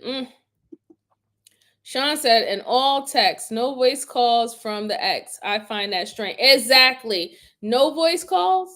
None? None? No. Derek said, to put the children through grown folks' problems is a real scumbaggery. You know, I get it. I definitely get it. What a psychopath. Yeah, he is definitely a psychopath. He definitely is. He's a special kind of psycho. Yeah. Joanne said, we know why she wanted a divorce. Yes. We do know why. We do know why she wanted a divorce.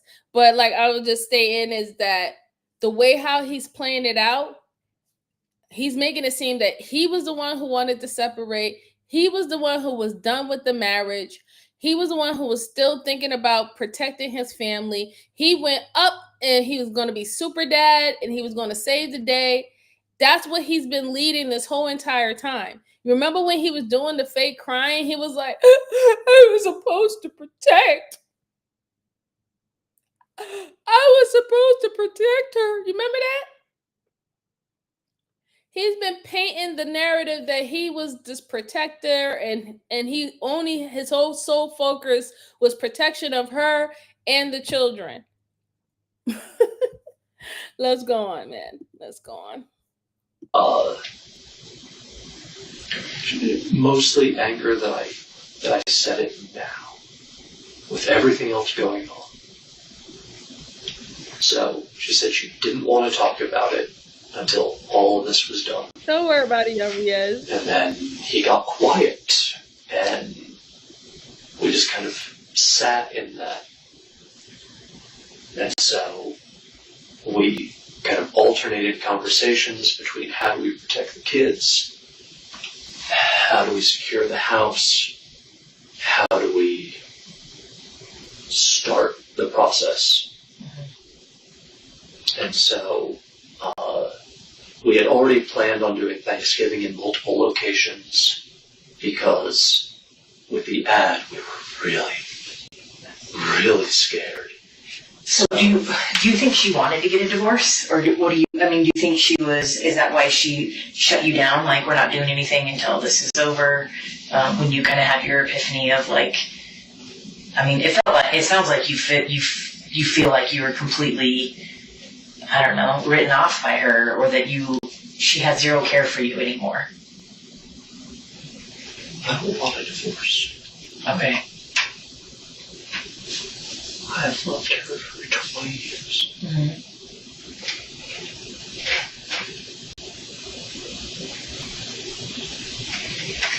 I was hurting when I said that, and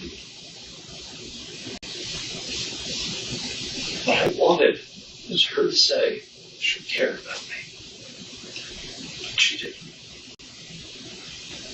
And she was ready for divorce. So we talked about how do you divvy up the assets. We own 2 houses. On its face, that should be easy. We're both on both mortgages. That's a pain. So we were talking through how do you start to do that? And so I would say it was as amicable as it could be for 2 people who may or may not have really wanted it. Okay. But Christelle did want it. So much, in fact, that she confided in her friends and family that while she was originally going to wait until her children graduated, she could no longer wait. She wanted to get the divorce as soon as possible. She told several people that Daniel was desperate to keep their marriage together and wouldn't even discuss the possibility of divorcing. That's a far cry from the relationship that Dan is trying to portray here. Can I just ask, what do you think happened? today with Christine? What do you think? What's your theory? I don't know. Well, you got to have one. I mean, I'm sure a million different thoughts have run through your mind. What do you think happened? I left. She was in the kitchen. No, She Lord, would have you're had a dummy. whatever meetings that she had. Then she said she was meeting with you. But you know nothing about that, so I have no idea what that is. What's his name? The other detective said that the cameras were turned off. That shouldn't happen. The only way that the cameras can be turned off is through the app. One of us has to hit the button.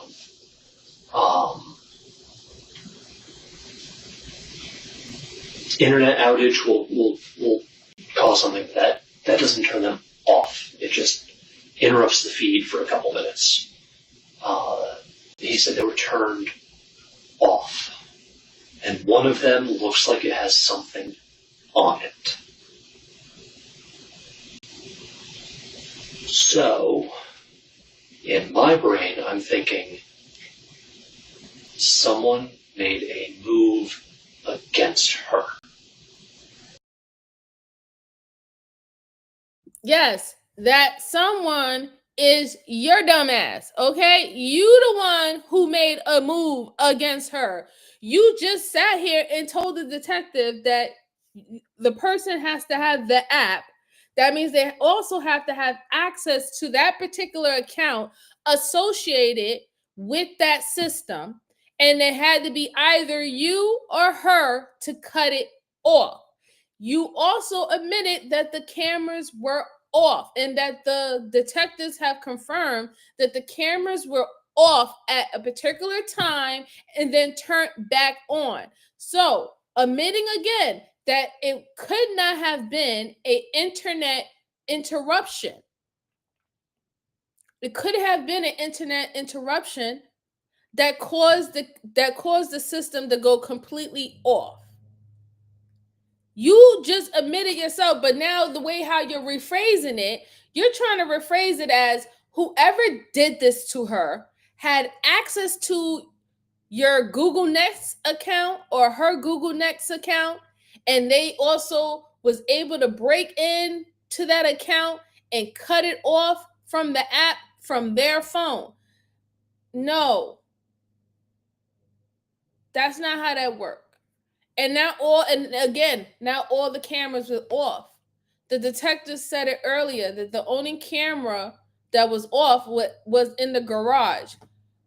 It's so crazy that is where the murder took place at, in the garage. But all the other cameras on the side of the house, in the back of the house, and all of that, they stayed on. So again, the internet interruption, no, that's washed. Throw that out. Because that would have happened to all the cameras. That would have happened to your what is it called? If you have Google on your TV, or you have the Echo, the Google Echo thing that can sit in your house and you can control your lights and all the stuff like that from inside your kitchen, that would have happened. But that didn't happen. Nothing else shut off in the house but that particular camera. So annoying. Again, he's talking about this like he's talking about what he read in the Sunday paper. No emotion at all. Right. He's taking the approach as he's Inspector Gadget, and he's like, my senses is telling me that somebody had to do this. So he's, in a way, he's talking as if he's one of the detectives that's trying to help them, put the pieces together. But again, when it came down to timelines, I don't know this, I don't know that, but all this other detail. You haven't shown any emotions yet. Now you have your arms crossed. You're looking down. Your body language show that you're trying to make it. Your body language show that you're not being forthcoming. You're not telling the truth. and you're literally throwing things out there so they can start looking in that type of direction. You want them to really pick this up and go out and look for Anthony, aka Kickman. You really want them, you really need them to make that stick. You really need to make it stick. And that's why he is showing up into this interrogation now, because it turns into interrogation. It's no longer an interview. That's why he's showing up the way that he's showing up, acting like he's a part of, Where's Waldo? But let's go on. I don't know where the dog is. He's somewhere in the house. Really jumpy, skittish dog. She has a gun that she carries around. It's always in one of three places. Well, I guess four. It's either on her. She has I think 3 different holsters now. It's either on her. If she's in her office, it's on the filing cabinet directly behind her. If she's anywhere else on the first floor, it's on here, the high counter next to the plants. Always. It's either here, or if she's upstairs, it is sitting next to the headboard. So, in my brain, someone came to the door. It's Christmas time, like Amazon packages being delivered every damn day. Someone came to the door. She doesn't usually answer the door.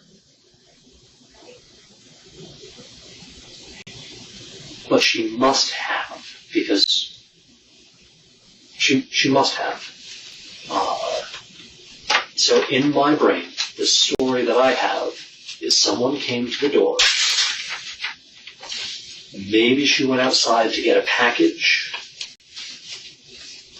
and they must have come in. And she's a fighter. She's strong. She would have fought. That's why I warned them when I was at the house, and I asked, did she get any shots off? She has a gun. She just went through the concealed carry class. She has an appointment to get her license. She had to have been surprised, but without a doubt, she fought. And why do you say that? Have you guys fought before, or you just know that? No. Okay.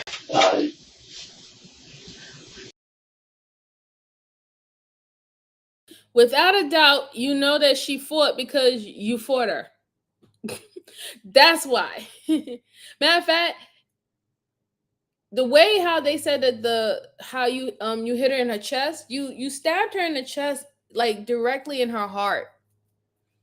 It would had to be at one point that she was trying to remove that out. It's crazy, because even when he's telling this story and saying, this is what my mind is telling me how everything played out, he doesn't even know that the detectives is literally, all they're doing is just putting you right in that scenario.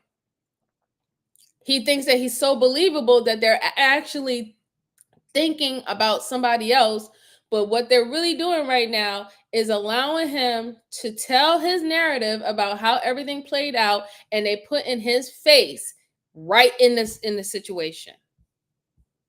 Right in the situation. Wait, the story he has. Hey, boo. How you doing? Good to see you. Happy Saturday. Let's go on. I know her. Okay. She refuses to be a victim. I don't. Gun, no gun. She will fight. Okay. Without a doubt. So, you think either she was taken off guard or it was somebody familiar to her? who familiar would have been, she had to have been taken off guard.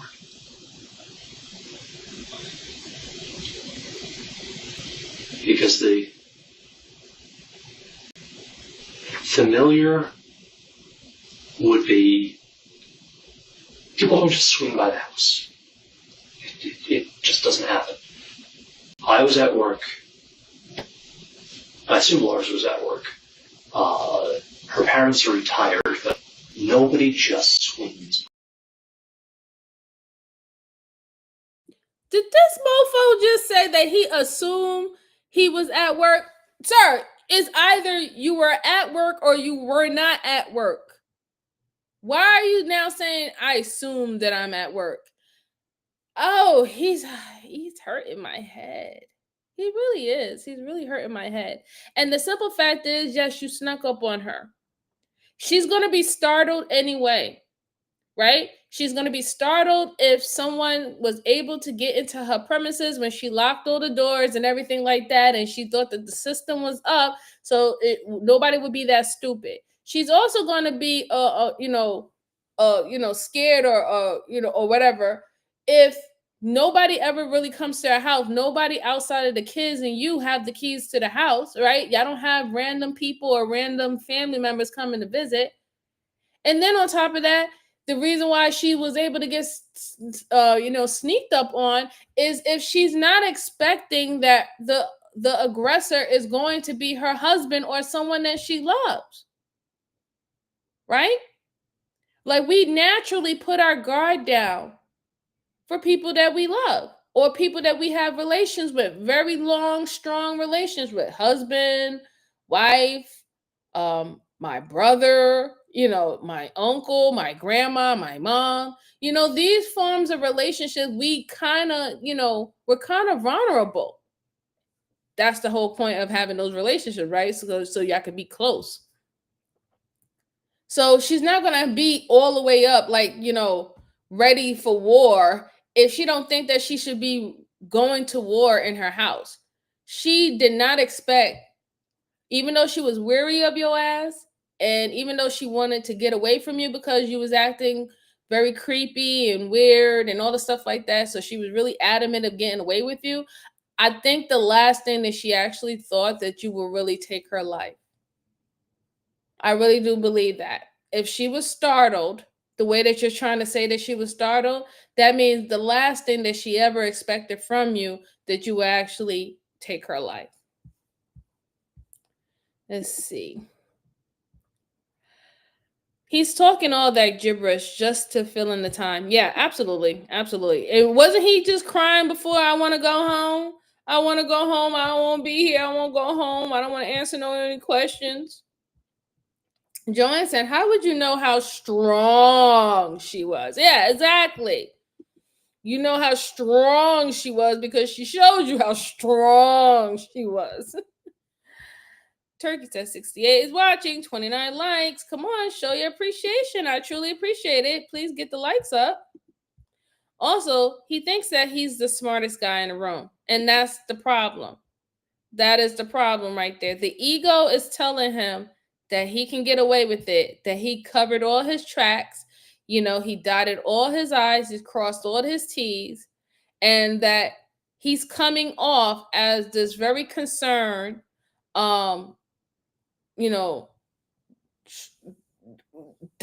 just destitute husband, but he's really trying to help them put these pieces together. He really thinks that he's given the correct grievance of a husband reaction to this whole entire thing. And they can sense that he's trying too hard. It would definitely be me if I was in that room. I'd be like, he wants to go home because he knows he's going to get caught. And he wants to dip out. I'm sure that's what his game. I think so too. I truly think that he wanted to go home because he was probably thinking like, you know what, maybe I need to go ahead and go get that lawyer and get my story straight with the lawyer. At this point, they're not buying it. They're not buying it at all. Or, like you said, go ahead and run away. But let's go on. It seems that Dan is completely missing the fact that if nobody would just swing by, the house wasn't broken into, and Christine would have fought. That leaves her being ambushed by him as the likely scenario. Detectives believe that's exactly what happened as she was trying to leave for work. Dan incapacitated her from behind with a heavy object and then stabbed her, ending her life. Dan gave away his plan in a Google search he made on his work computer the day before Christine was killed. The search? How hard to hit someone to knock them unconscious. Sadly, it seems he got his answer. Fortunately, he wasn't smart enough to realize how incriminating looking for that answer was. Now, normally, I would say, you goofy ass criminals, stop going to Google or the internet to find out how to do your crime. You're leaving a paper trail, especially whatever you look up ends up being exactly what happens to the victim.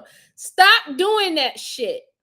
If you're not smart enough to figure that shit out by yourself without going to technology, then I don't think that this is the lifestyle that you want to live. I really don't think so. I think y'all really need to think about your lifestyle, the lifestyles that you want to live. If you got to go to Google for it, like, come on, I'm from the era when none of this shit was even out here. You know, I'm from the payphone era. Okay, like this wasn't even out here. Y'all gotta stop. Y'all use Google and AI and everything for, for all kinds of things, like for your whole life. This is sad. Now you're using it for your criminal activities. Like, oh my God. Shout out to all the people who went to school that didn't have none of this shit. All right. Let's go on. So, I mean, who do you think killed her? I think it's Kate. I think it's Anthony. Okay.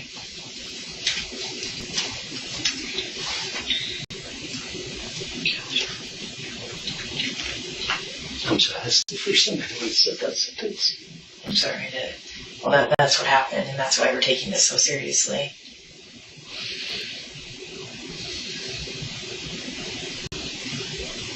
Exactly. When you wanted to find out anything, you had to go to the library. I'm from that era.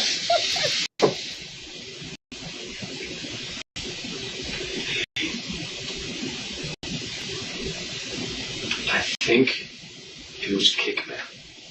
I love encyclopedias. Yep. If not him, I have no other suggestion.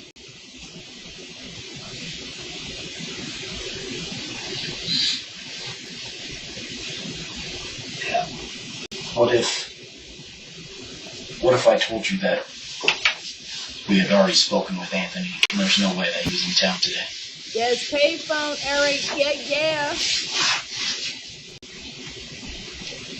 That I have nothing. That I'm terrified to bring my children home.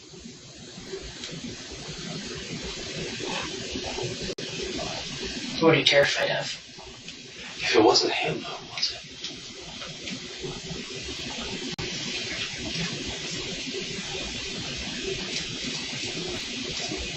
I replaced all of our locks after the garage intruder. I'll do it again. I got the cameras, and I don't know who else. Okay. So there's a lot of moving parts to this investigation. There's a lot of things that we're doing and working on, and a lot of, our entire investigations unit, I would say, fairly is working on this, right? Because, like I said, we take this very seriously. This doesn't happen very often in Broomfield. And lived here for a long time. We take all crime very seriously, especially crime like this. So, one of the things that we really started looking into today in an effort to find Anthony is what is it? The Gmail. What was the other? Text now numbers. The text now numbers and things like that. And I don't know what text now is. It's like an app that you can get fake phone numbers and contact people through Wi-Fi. Okay. Yeah, it's like a Wi-Fi only. Spoofing. Gotcha. Okay. No, he doesn't. Yeah, not really spoofing, but like if I wanted to text somebody, let's say I was buying something on Craigslist and I didn't want them to know my real phone number because I don't want them coming back to me or whatever, I would just get a text now account and it would, almost like a Google Voice, whatever, okay? So, the really weird part about looking into some of that stuff, because we have what we call exigent circumstances right now. You understand what that means? Like, so for us in our legal mumbo jumbo, that means that someone died, and we're looking into it very seriously. And so there's an sense of urgency in getting that information. Gotcha. Okay, so companies are more likely to cooperate with us if we're investigating that versus a harassment or stalking or. Okay. Remember how we talked when I submit my legal paperwork? It takes a while, yeah. But because somebody was murdered today, we have the ability to tell them that, and then they will generally provide us with information. Hey guys, do you see? I don't know if y'all can really see it, but if y'all could see his facial expression, he is like, he's distraught right now. They're literally telling him, without telling him, dude, we contact your cell phone provider and we have all your information. We know that you created those videos that you sent to your wife. We know what time you sent the message to your wife, or supposedly you sent the message, she sent the message to you.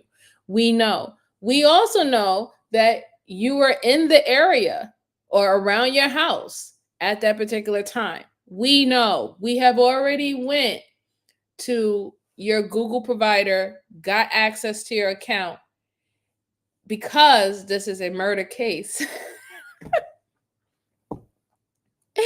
And I think he's not there yet ready to panic, but he's starting to see the shift between them and the detectives, how they're not approaching him as a grieving husband anymore.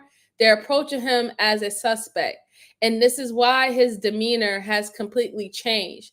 There ain't no sense. I mean, he wasn't crying or anything before, but at least he was pretending to be distraught. He's not even pretending to be distraught now. He's literally giving, I'm exhausted. I'm just exhausted from this whole entire situation. I'm exhausted with all this questioning. That is his mannerisms that I'm getting off of him. And now with these questions about the cell phone and whoa, did your wife want a divorce, or what did she say when you said that you wanted the divorce? Did she agree or anything? You notice how he didn't say that she disagreed. Did y'all notice that? When he said that he wanted the divorce, he never mentioned that she was, unhinged about it. She was distraught about it or anything like that.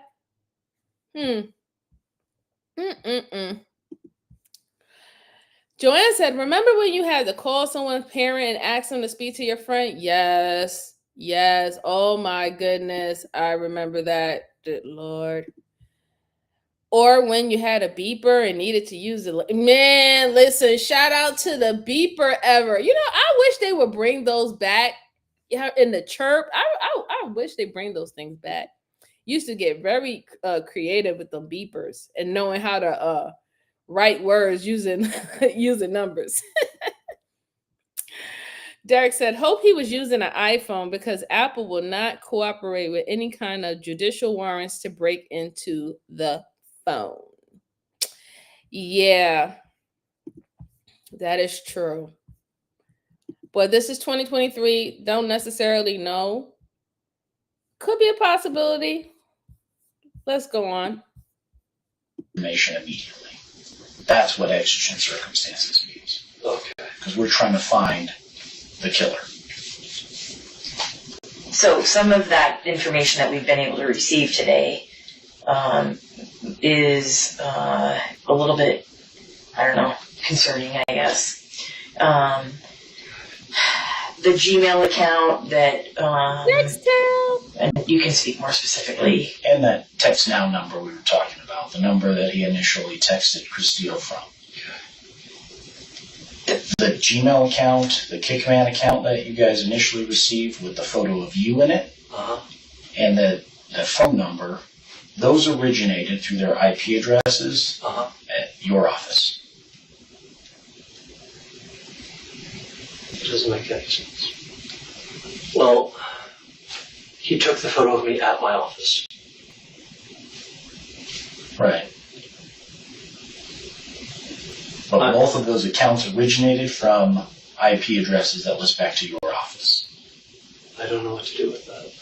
He didn't know what to do with that because somehow, despite controlling finances for an entire district and supposedly being intelligent, he never thought sending the emails from his work computer would come back to him. Not only did he send threatening emails to Christine from his work computer under a fake email address he made, but he texted from different numbers, one being the original.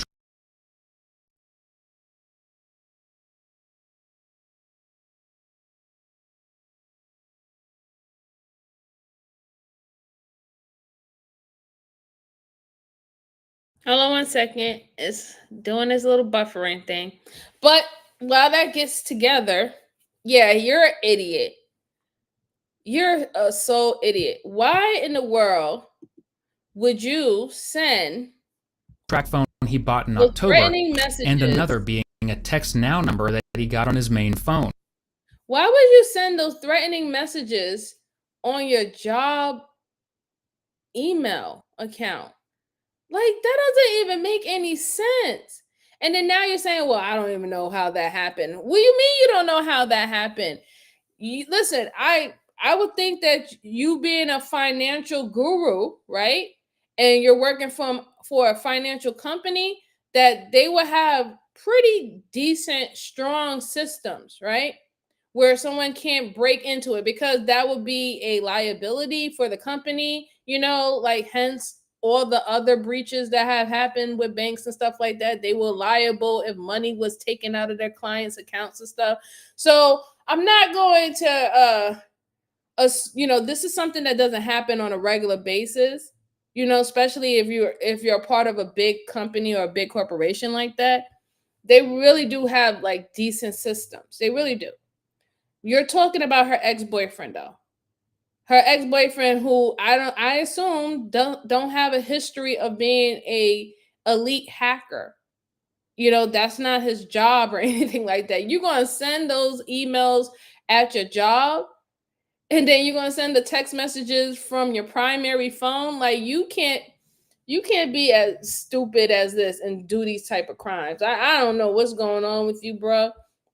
I don't know if the reason why you made those poor decisions is because you was, I don't know, erratic at that time. You know what I'm saying? You was probably going through all your emotions at once and anger at once. And when you was writing those hateful text messages and emails, it was coming from the depths of hell, right? Within yourself, that you wasn't really thinking. And then maybe everything else that you did afterwards, the other emails trying to act like other text messages, I should say, trying to act like a concerned husband, doing the whole calling and she's not responding, and then calling the police after 3 hours or so. Maybe that was just a cover up. Like you were just like, okay, I'm going to really be strategic now to try to cover up the situation. But to do that from your job, boy, I don't understand what's going on with you. The only thing that doesn't make any sense is that you're at an old age, don't know about IP, and you're a financial advisor. You have to at least have somewhat of the basics of IP addresses and things being secured. Like, if you sending out financial documentation and know that you're under HIPAA, you're not going to send it from a unsecured link if you have to send it to your clients, right? You're going to send it from a secure link that only you and that person can get. You should know that. You know, like, I don't know. I don't know what's wrong with people today. Let's see. He thinks that the boyfriend was at his work, and when he took the picture of him that he was using, this guy worked IP addresses to send it to the wife. Yeah, that doesn't make any sense. So, like, again, why would the guy show up at your job but not show up at the girlfriend job if all the messages had everything to do with threatening her life, not yours? Right? He's gonna come fight you, but then within all these text messages and stuff and threatening messages that he was sending to her about, if you don't give me no punani, you should go ahead and unalive yourself or whatever. Not, it had nothing to do with you, but he's gonna show up to your job though. Okay, whatever you say, bud. Whatever you say. When he initially texted Christelle with the track phone number and she didn't respond, he even sent a text to his work phone, reading test to ensure the phone was working. Once more, just a reminder, this genius was in charge of the finances for an entire district. Because right now we're working with the director to get all of the IP information to see what devices we're using that specific address during that time. So, okay. Because I guess the biggest concern is just the timing of everything. That it just doesn't quite make sense to have somebody. I know. Create an account, take a photo, and then immediately send it off, and then the account is no longer being Exactly, used. Miss Jalen. None of this makes any sense. And also, let's add on top of that the fact that there's, as far as we know right now, there's no physical way that Kickman could have been involved in this based on where he's at right now. So, you know, the mystery continues, and it has to be done. Well, things are certainly pointing in.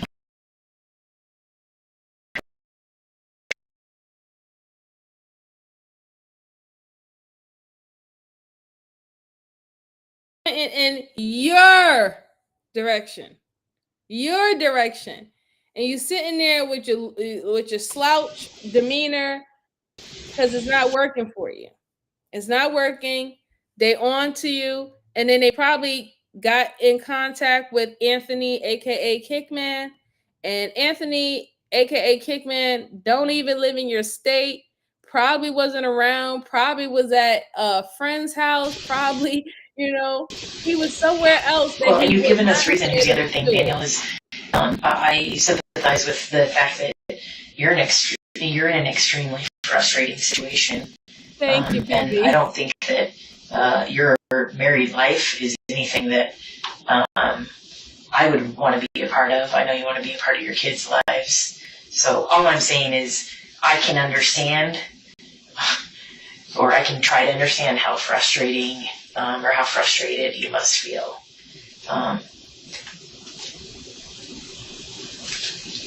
But you can also sense that's why we're asking all these questions about infidelity and everything else. Is there some other mystery man that we don't know about? Or is this a case of... I have been faithful. Period.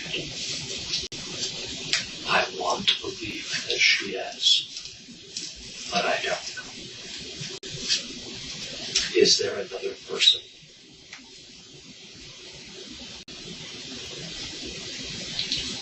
I don't know. You don't know. I mean, you said yourself too, and I'm just going to put it out there because I think we're all thinking it, or at least probably we are. Is that, and when you're telling the story, I drew that conclusion that a lot of this stalking stuff in this report that you guys of this Kickman has brought you closer, and maybe given a little bit of hope in your relationship that you can accomplish something together. I don't know where you're going with that. I'm sorry. You're using this. My brain is fried. I'm sure. Now, didn't I just say that earlier? Didn't I say that earlier? See, I'm good with this. I said it earlier. She said exactly what I said. If you are telling the story saying that y'all was able to unify and band together for the protection of each other and your family, then there is no way that you couldn't do that in reference of your marital issues. You're already showing you had the capability to do that. So for you to band together in protection of the family, but then I still want a divorce, and you're keeping things from me and all this stuff. You're going from wee hours of the night, 3 hours here, 4 hours there. Yes, exactly. I'm glad that this detective called him out on that, because you can't show that you was willing to do the work when it came down to the protection, but then you didn't want to do the work at all when it came down to your marriage, though. And then you didn't even express how your wife felt about you asking for a divorce. Listen, most of these guys out here will tell you, like, listen, if they don't want to divorce their wife, and their wife wants a divorce, they'd be quick to tell you, that little BIT, she get on my nerve and she want a divorce and I don't want a divorce and I want to work this out. I want to go to counseling, anything under the sun.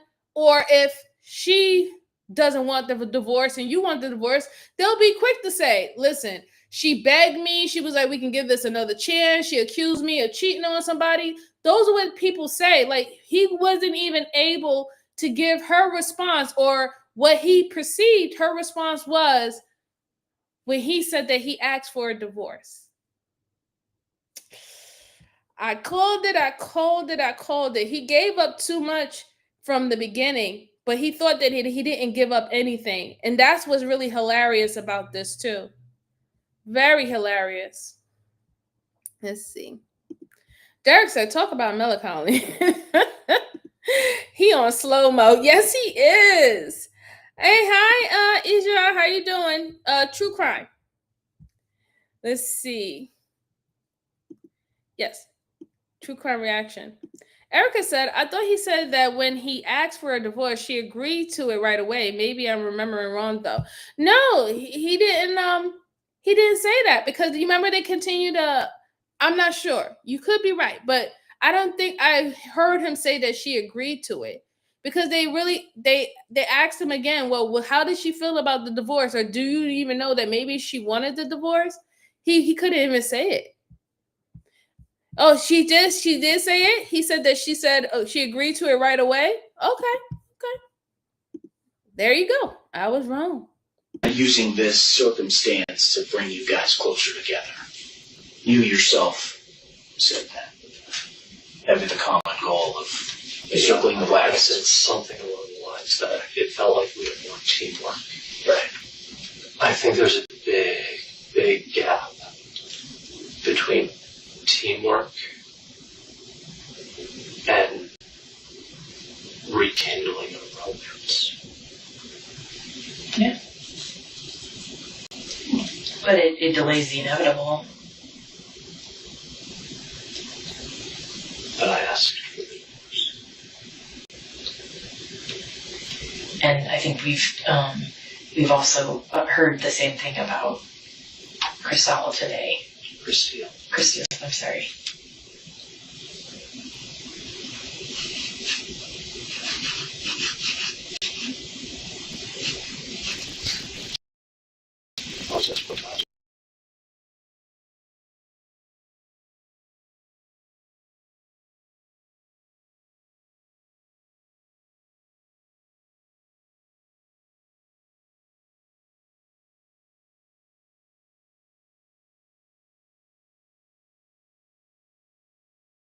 Gonna wait until it catch up. Erica said, I bet that pissed him off so much, thinking, here, she is throwing his hero act in her face. Yeah, I know that probably is. Definitely bruising the ego. Definitely. Because I'm going to throw this idea out there. You know Anthony has reached out to her in the past number of times. He's been very open about that, yes. Right. The last time was 2016-ish. He had asked her at one point if she wanted to have. I think he's approached her multiple times. Right. So this next time, if there's any bit of question about infidelity, whether it's with Anthony or anybody else, we might create an account to see if we can create a facade or see if Christile's actually interested in Anthony. So we ask her and push the bounds a little bit and see if that will confirm our suspicions of infidelity.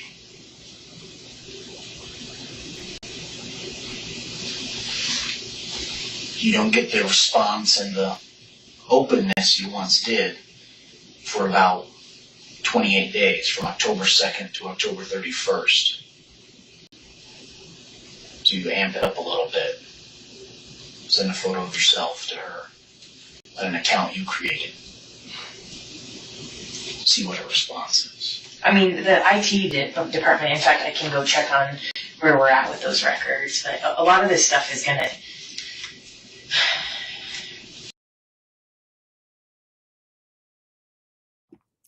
I'm glad that they're doing the good guy, bad guy approach with him right now, because he looks like it's over for him. It's a wrap.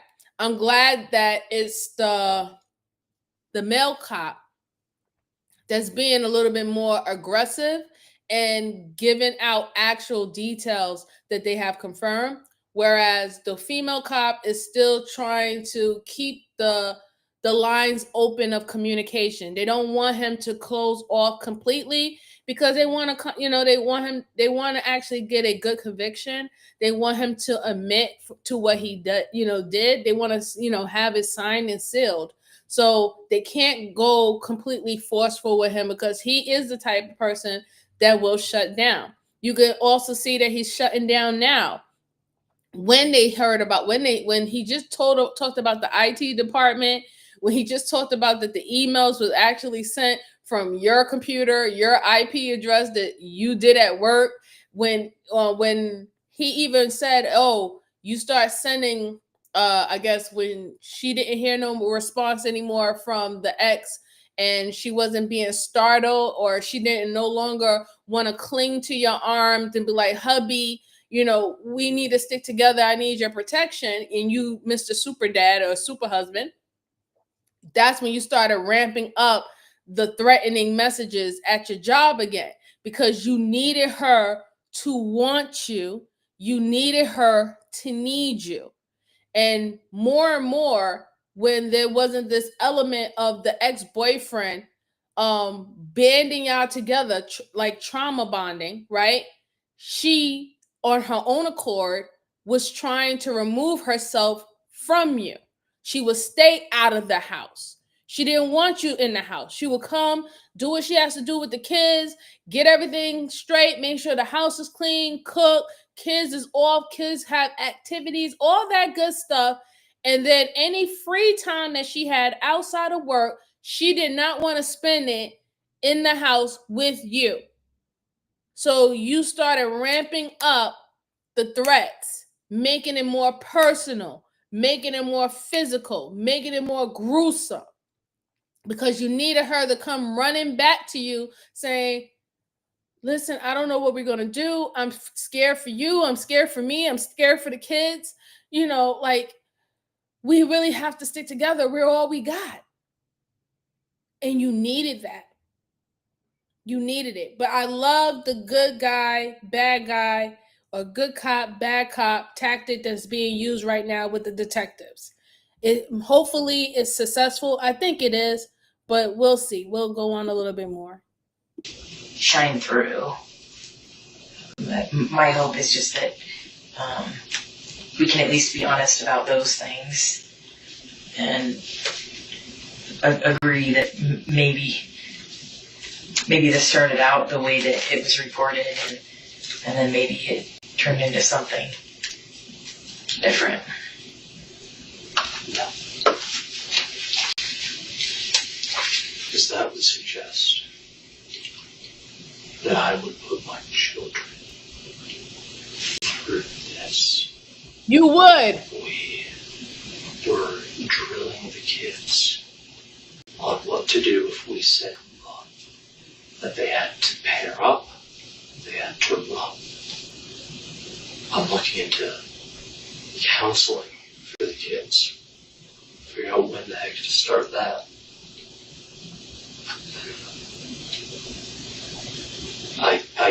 I get the narrative you're putting together, but it alleges that I would do this to my children. The real tragedy of this case is that Daniel did do this to his children, and it wasn't just killing his mother that he subjected them to, but weeks and weeks of terror. Kristeel urged her children to run drills, not wanting them to be targets of her stalker. She felt that the only way to ensure that they were safe was to make them informed, no matter how challenging that was for her. Daniel watched as his wife and his children practiced how to fight off an intruder, and yet he still sent messages threatening to break into their house and harm them. I love that door much. You're afraid to lose time with them if you get the divorce. See, that is just so wicked to me. It's so wicked. You see that your children and your wife is full of anxiety. They can't even enjoy simple pleasures because they're worrying of they have to do drills and worry about this. Mind you, y'all, the ones who know, y'all know my profession, y'all know my career.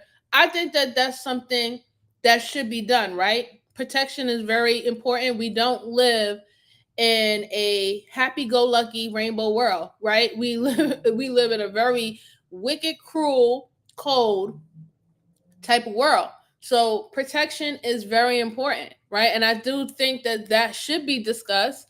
I do think that it's a great thing to have drills, just like we have drills for fires and stuff like that, and knowing what to take and making sure we have a fireproof safety box with all our important information and stuff if we have enough time to achieve, to retrieve it and leave. I do think that having these type of drills for protection and stuff like that is a good thing.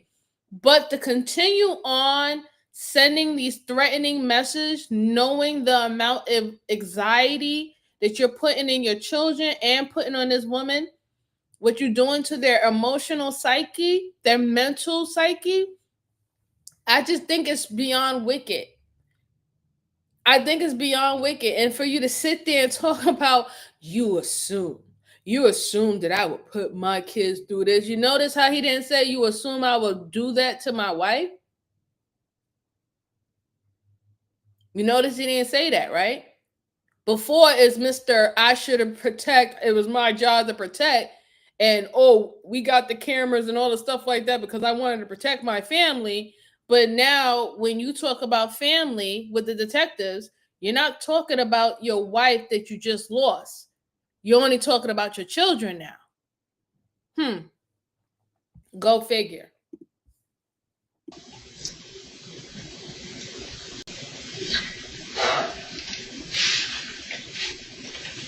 Well, provide us a different explanation then.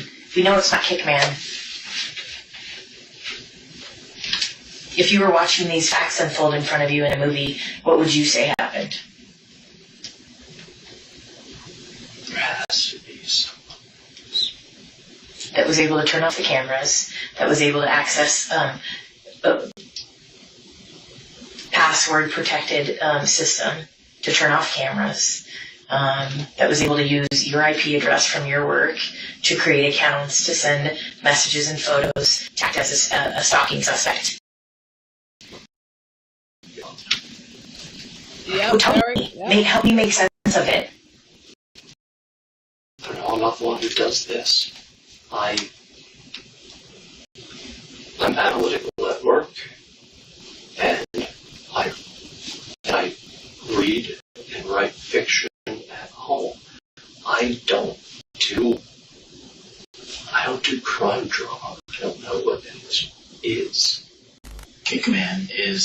6.5 hour drive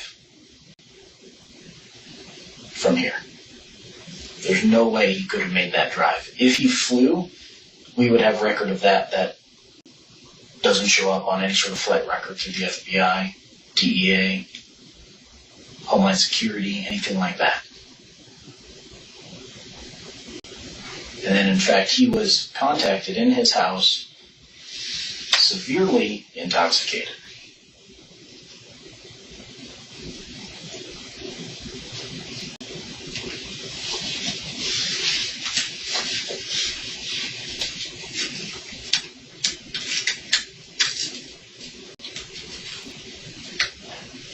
Hey, Paul, good to see you. How are you this Saturday? I'm doing well, sir. Thank you for asking. For him, for the protection order, and you just found him today, like that?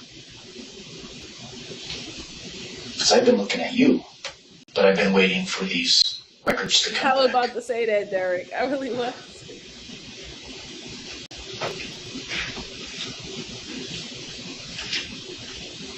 We've been chasing the wrong dog.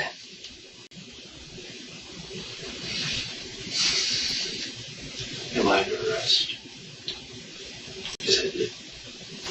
It sounds like you're accusing me. We have a lot of information that points your direction, and we were hoping that you could provide a legitimate explanation other than it wasn't me. At this point, police have suspected Daniel for several days, partially because Christine herself suspected Daniel was behind the messages. When she purchased a gun from a friend, she told her, sadly, "I can't even rule out my husband." I don't have a narrative or a story that I can offer you. Because I thought we were on the same side.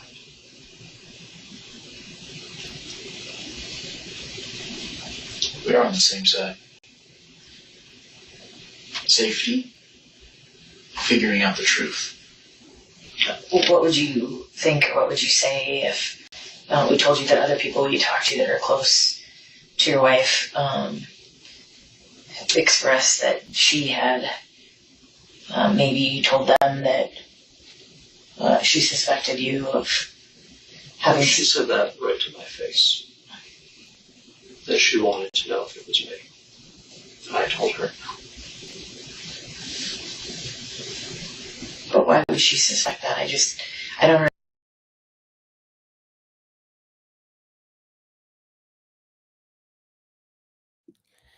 That's that makes it even worse, right? Because she actually asked you directly. She asked you directly, "Are you doing this?" And now you told her no. Why would she even suspect that if y'all was supposed to be on one accord, being a unit, trying to protect each other from this estranged stalker ex-boyfriend? That means that there were certain behaviors that you were doing, and even probably the timelines from when she was getting the emails, she thought it was you. At one point, she thought or knew that it was you. And that's probably why she was staying out the house for 3 hours and 4 hours and whatever not. That's bad, man. That is so bad, man. Sean said, "You're under arrest. Sounds like you're being accused." Going straight to the booty house. Do not pass. Do not collect $200. Derek! Oh my God. Derek. All right, let's go on. understand how we take the leap from we haven't had a romantic relationship for a long time in our marriage to I suspect my husband is pretending to be my stalker. How does that happen? There's a missing explanation in there. There's a missing piece to that. I mean, human nature there has to be some. I get that you're very calm. You seem like a very calm, logical guy. Like yourself analytical. Analytical. I get that, but human nature. There are going to be volatile, heated, whatever word you want to use, moments in a relationship where you love someone and you don't feel it back. And I haven't heard a lot of that from you, although it sure sounds like she was accusing you of everything and not giving you any love or support or even making you feel like she cared. So there has to be more to your story even with her. I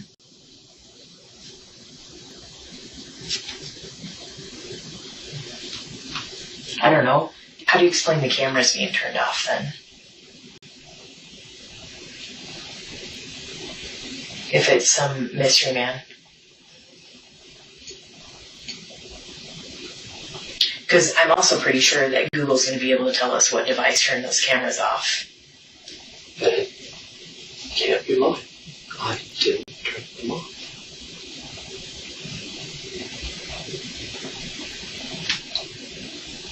I put them up. I brought out the electrician to hardwire everything. I brought them back, but they did a shit job.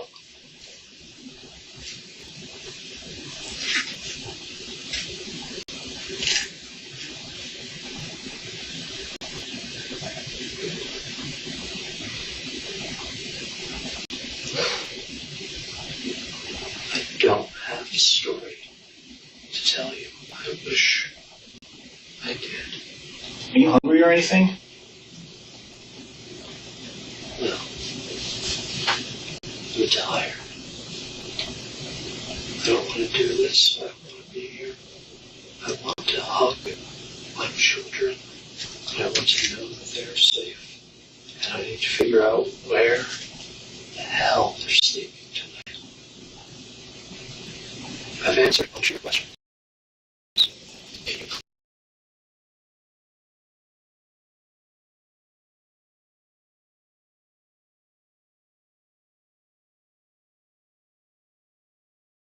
Well, you can see he's in full-on defense mode as it is right now. He knows that they're on his tail. He knows that they are not looking for anyone else. Where is Christy? You know, so She's still at the house.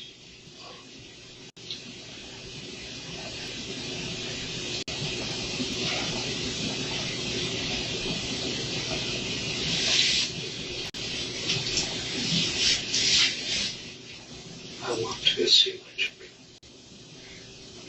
I've explained this to others. In my family, when bad things happen, you don't scatter. I want to see my children. Are we done here? not him saying, "Are we done here?" Like you about to bounce. Are we done here? Well, that's up to you. I mean, I think we still have a lot of unanswered questions. But, I mean, I'd like to know what happened this morning. I'd like to know Me too. what caused you to get so upset to hurt your wife, because I believe that's what happened. I believe that you've been because there's no other logical explanation. I want to know what happened to her. You know what happened to her, dude. Did she get shots upon? Where was she in the house? You know. I have Linda, who said they were doing CPR in the garage. And that's all I know. So tell me, did she fight? Did she get shots on? How are you going to ask him, did she fight? See, this is crazy, right? And this is where you know that he's starting to spiral out of control and the jig is up. He can't even hold the facade anymore. He's nervous. how would the detectives, know if she put up a fight, right? Now, to the untrained mind, they would just be like, oh, if you see scratches and stuff, right? That is like most of the tattletale sign. If you see scratches or anything, or you find DNA under her nails, there was some form of struggle. This is what forensic use. This is what detectives use. Just even an untrained person would say, okay, well, I know something happened, or scrapple or something happened, because I see marks on individuals, right?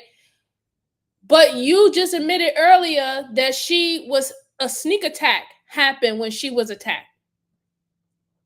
And then you also said that you said to your children that she put up a fight. You also admitted that you told her that you didn't want weapons in the house. So that second gun that she had to get rid of it. So why are you asking the detective, how many shots did she get off when you know that she didn't have a gun? Did she put up a fight when you told your children that she did fight? Like, you're not making any sense. You're now spiraling out of control, because now you're telling them, please don't do this. Please don't look at me as a suspect. I don't know who hacked into my computer at my job and sent those horrible messages. I don't know why I had her phone and I was able to text that message to her about a meeting, but she didn't have a meeting with you. I don't know none of these things. I don't know who else could possibly do this to her. But even though I was hell bent and hell assured that it had to be the ex-boyfriend that was sending all these threatening messages to her a month prior, even though he lives 6 hours away. Like, give it up, dude. Give it up already. Been there to know. And there's only one person in this room that can tell us. Detective King Solomon and I have been here with you.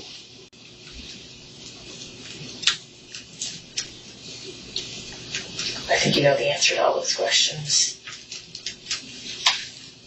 And I think that the evidence will show us that, but we're not there to look at it because we're hopeful that you're going to tell us the truth about what happened, and finally show your wife that you truly do love her by coming clean on all this stuff. There has to be someone else. There has to be. Obviously, there was no one else, but there is a motive that police haven't uncovered yet. Just a few days before her murder, Christine showed her mother an incriminating photo on her phone. Now, to this day, it hasn't been publicly revealed what this photo showed, but it was enough for both Christine, her mother, and detectives to believe that Christine would have 100% gotten full custody of her children in the divorce. She had some kind of evidence of poor behavior or violence that meant she would be able to separate her children from Daniel for good, and he decided his plan of reconciliation was no longer working. So instead, he did the unthinkable.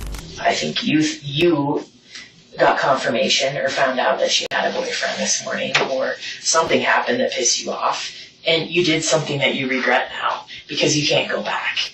And you can't go back to stalking her secretly, or pretending to be her stalker, or making plans, having cooperation with one another, although it's not romantic, having cooperation with one another to fight together against Kickman. That's what I think happened. And I think it's a shame that you're not being more honest about it, because your wife deserves it.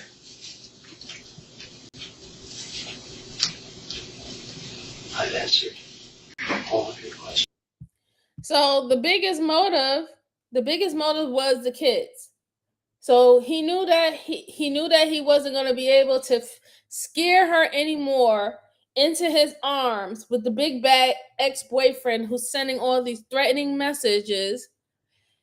And he also found out that she was going to get full custody due to, I guess, some information that she possibly had that would probably deem him unfit, and that it would be more beneficial to the children to actually stay or reside with her. I mean, I think she made this decent money. Wasn't she like a engineer? She was a biochemical engineer. They make very good money. So at this particular time, him being a financial advisor, he makes very good, decent money too. She probably made more money than him also. So that also could have had played a part in that situation where the courts thought that if this divorce was going to go through, that she would have him. So that's the motive, really. He's like, listen, you're not going to just not only not take me, you're not definitely not taking my kids away from me either. So he figured the only way he was going to win that situation if she wasn't in the picture and he became the primary parent, sole parent, because the other parent is not available ever again.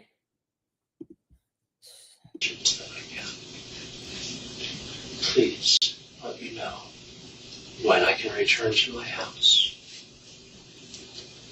I need to figure out what bag to do for a dog. I need to take care of my children.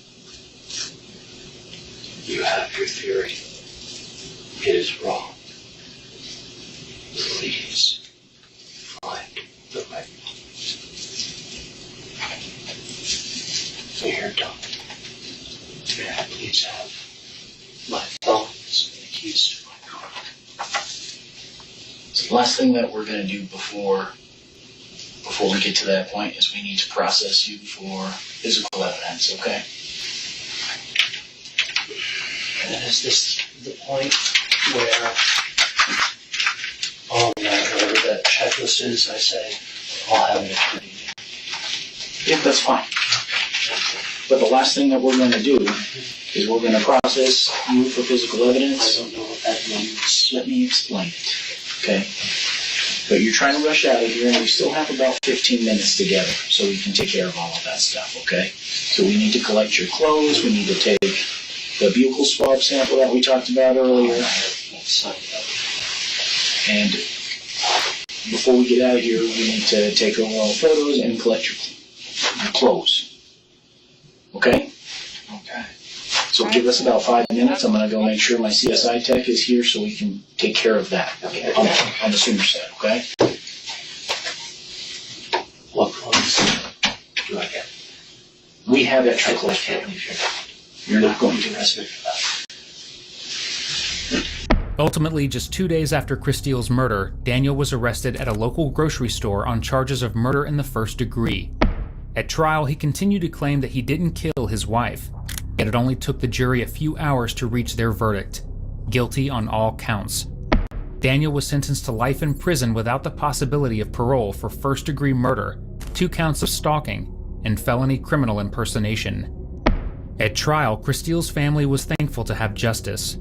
And in the audience, someone else was too. The real Anthony, Christiel's ex-boyfriend, attended, telling the media that Christiel saved his life by pushing him on the right path after their breakup all those years ago. That is crazy. That is so crazy. That guy is really, he really is a piece of work. I'm glad that he got life in prison. The way that he was taunting, terrorizing his wife, terrorizing his children, and then what he did to his children, the position that he put them in, had the audacity to talk about whether she fight or not. Like, oh my gosh, serve him right. That was the right conviction that he definitely got. Prayers to that woman and her family. And the bad thing is, like, you really try to send an innocent man to jail for the rest of his life. That's sick. That's just truly, truly, truly sick. The things that people do, I don't understand it. Mm-mm. All right, good folks. I have another case for you. Make sure you're hitting the like button for me. Truly appreciate it. It helps the channel. Share this out to anyone who's interested in reviewing these cases. Let's see. The next case I have for you, good folks, is an evil boyfriend realizes his life is over. This recently was published. You know, my favorite channels that I like to review their video essays because they're very clear to dissect for most people. Shout out to Stay Awake and Red Tree Crimes and Red Thread Interrogations. Like, those are mostly my favorites. But let me go ahead and pull this up and we can go over it, guys. When the police were called to a forest clearing in South Haven, Michigan for a car fire, they were shocked to find not only a destroyed car, but a burned body under a tree. The body had been duct taped around the head and the mouth, and the person's arms had been duct taped behind their back. The police were able to identify the body through dental records as 25-year-old Brandon Silverlight. The first person the police spoke with was Brandon's ex-girlfriend, 22-year-old Allison Martin. Oh my God. Allison claimed that she hadn't spoken with him in over a year, and that he was a terrible boyfriend. Without her knowledge, the police investigated her phone records and found that she had been around the car right around the time it had been set on fire. They also found text messages where Allison was messaging Brandon repeatedly, asking him to come meet her. With this information, the police went to Allison's home with a hidden microphone and confronted her. You know that he went missing on Friday night, okay? And he was going to, he told his wife that he was going to go do some gaming, you know, with that game that he plays, okay? And that he was going to meet someone. Do you have any idea as to who he was going to meet that night when he left the house? I don't know right now, like, because he's such a, you know, type of person. He's so secluded and, you know, he's a web of lies and you never know what to believe that comes out of his mouth. Yeah. However, we do have to talk about his disappearance.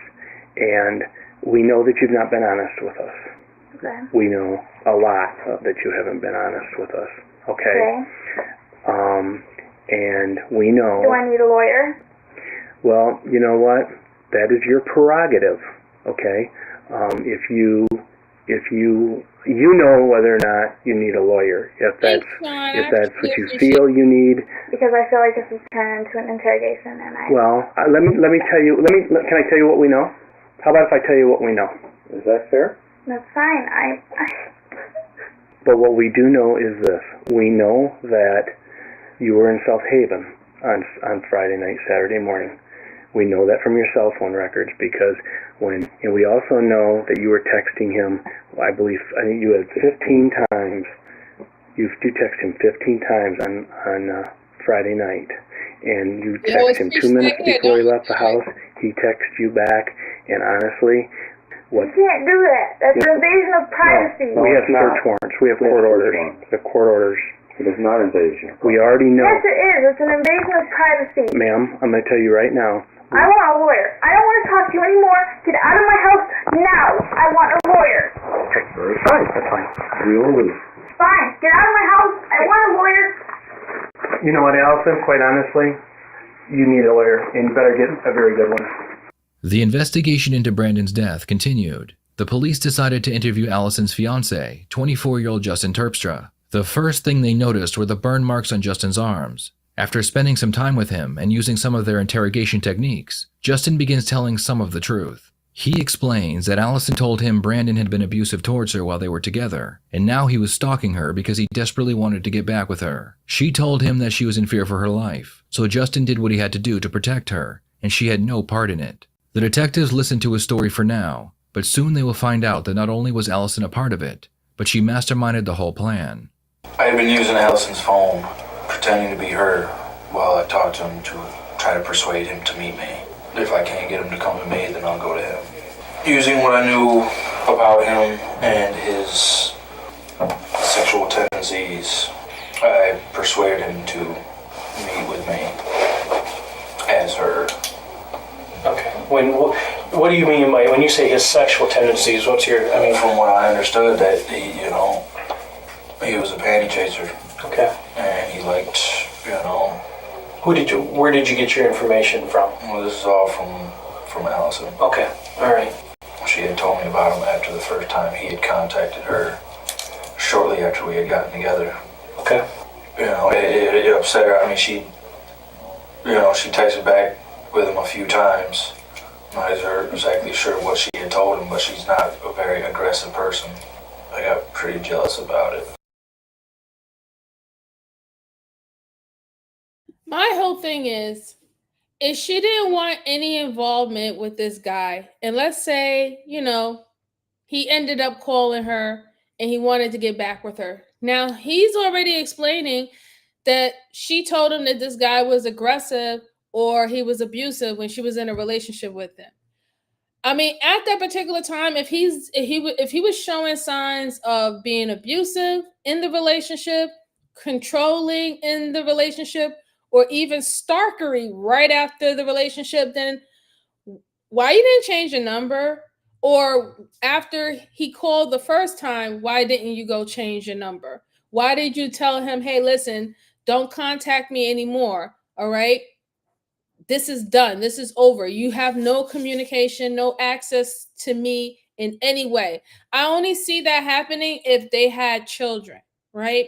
If they had children, then I understand why you keep the lines of communication open. But if it's been done and dead and y'all don't have nothing that's binding you guys together, after the first time he reached out to you, knowing that he was abusive to you and stuff like that, that should have been the last time that he was able to reach out to you.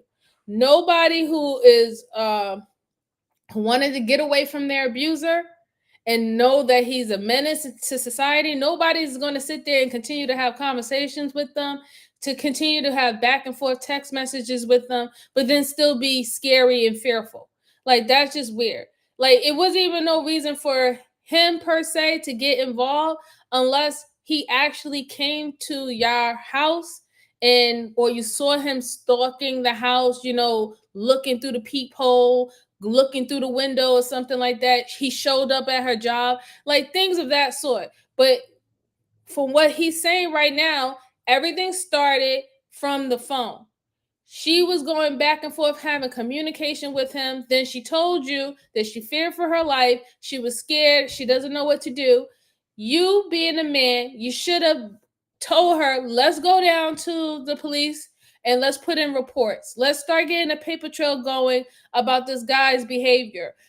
Tell him not to call anymore. Tell him, listen, I can't change my phone number right now because I use it for work. All my stuff is associated with this particular phone number, but I need you to stop calling and let this go, let it be gone, or I'm going to go to the cops. That's what's supposed to happen. Not her telling you he's a horrible man, he did this to me, he hit me and all the stuff like that. And then you like, okay, I'm sorry that happened, babe, and I'm there to support you. Yeah, but he's so horrible, he's so mean, he's so cruel and all the stuff like that. And I don't know what to do. And you go, you know what? I have a great idea. Why don't we continue to lure him in, and I'm going to make sure that he's not a problem with you anymore. That's dumb on this guy's part that he would put himself in that type of situation. And I'm sorry, to me, it seemed like the girl, which they confirmed, the video essayist confirmed, the girl set you up. She wanted to do unalive for whatever reason. I don't know, get back, pettiness, whatever it was. She wanted that dude unalive, and she used you to unalive this dude for her. Let's go on. Okay. And then as I started to check her phone when she wasn't around, basically, when she was sleeping, taking a shower, I would go through her phone and make sure she wasn't talking to anybody. And it just so happened that one time that she was sleeping, she wasn't around, her phone buzzed, and it happened to be him. So started playing this game with him, trying to get, okay, you're not gonna mess with my woman. When I knew I couldn't get him to come to Kalamazoo, I'd have to, if I wanted to settle this, I'd have to go to him. And at this point, with everything that he had said to me, thinking I'm her, it boiled up. And see, I was playing along with it, so I mean, it's, he would text something sexual or whatever, how he, would miss getting it on with Allison, and I'd text her back, playing along with it, and it would sometimes it'd get pretty explicit, and, I'd play along so that it wouldn't tip him off to anything, but it just, it ate me up inside. told her that, yeah, I'm gonna get rid of this guy. Okay, so when you say you gotta go, you're gonna get rid of him, what does that mean? In my mind, I was going to kill him. I didn't tell her that right off the bat. What'd she say about it? She didn't want me to go through with it, and I told her it had to be done. So you lured him to South Haven. How'd you get him there? Where did you have him? She knows the territory, so I told her to have him meet her somewhere close and follow her back to her parents' travel trailer. I mean, I had him convinced that he was, that he was going to meet Allison, for, to have a good time. Then what happened? I hit him with a log. He ever see you? He didn't notice until I hit him that first time. Where did you hit him? I tried to hit him, but I must have caught him on the shoulder because it wasn't a solid hit, because if I would have caught him, he probably would have got knocked out. So it didn't knock him out? No. So then what happened? I swung 3-4 times, and when he was stumbling around, after the third or fourth time hitting him, I grabbed him up and got him in a chokehold, and we ended up wrestling around, and he finally passed out. So I let him go. I jumped up, I grabbed a roll of duct tape that I had set next to the steps. I taped up his hands. How'd you tape up his hands? Behind his back. At that point, I was pretty satisfied that he was restrained enough. And I went and I searched his pockets. I looked through his wallet, took his car keys, got into his car. Did a quick overview of what was in there. I put him in the trunk. Went back over the patio and everything. There was some rocks that were kicked askew, and I tried to sweep them back up underneath the trailer. Basically did a walkthrough, made sure I didn't drop anything or leave anything laying around. And I got in his car, and we pulled out of the trailer, or the trailer park. And I wanted to take him a decent way from the road, but I didn't see it was necessary to take him miles. The reason why he's giving all this detail is because he really wants to make sure that they pin everything on him and let the girl get away from it. But he already gave them something that they're going to include and know that she was the mastermind. The location. The location that y'all picked, she knows the area. You just admitted it.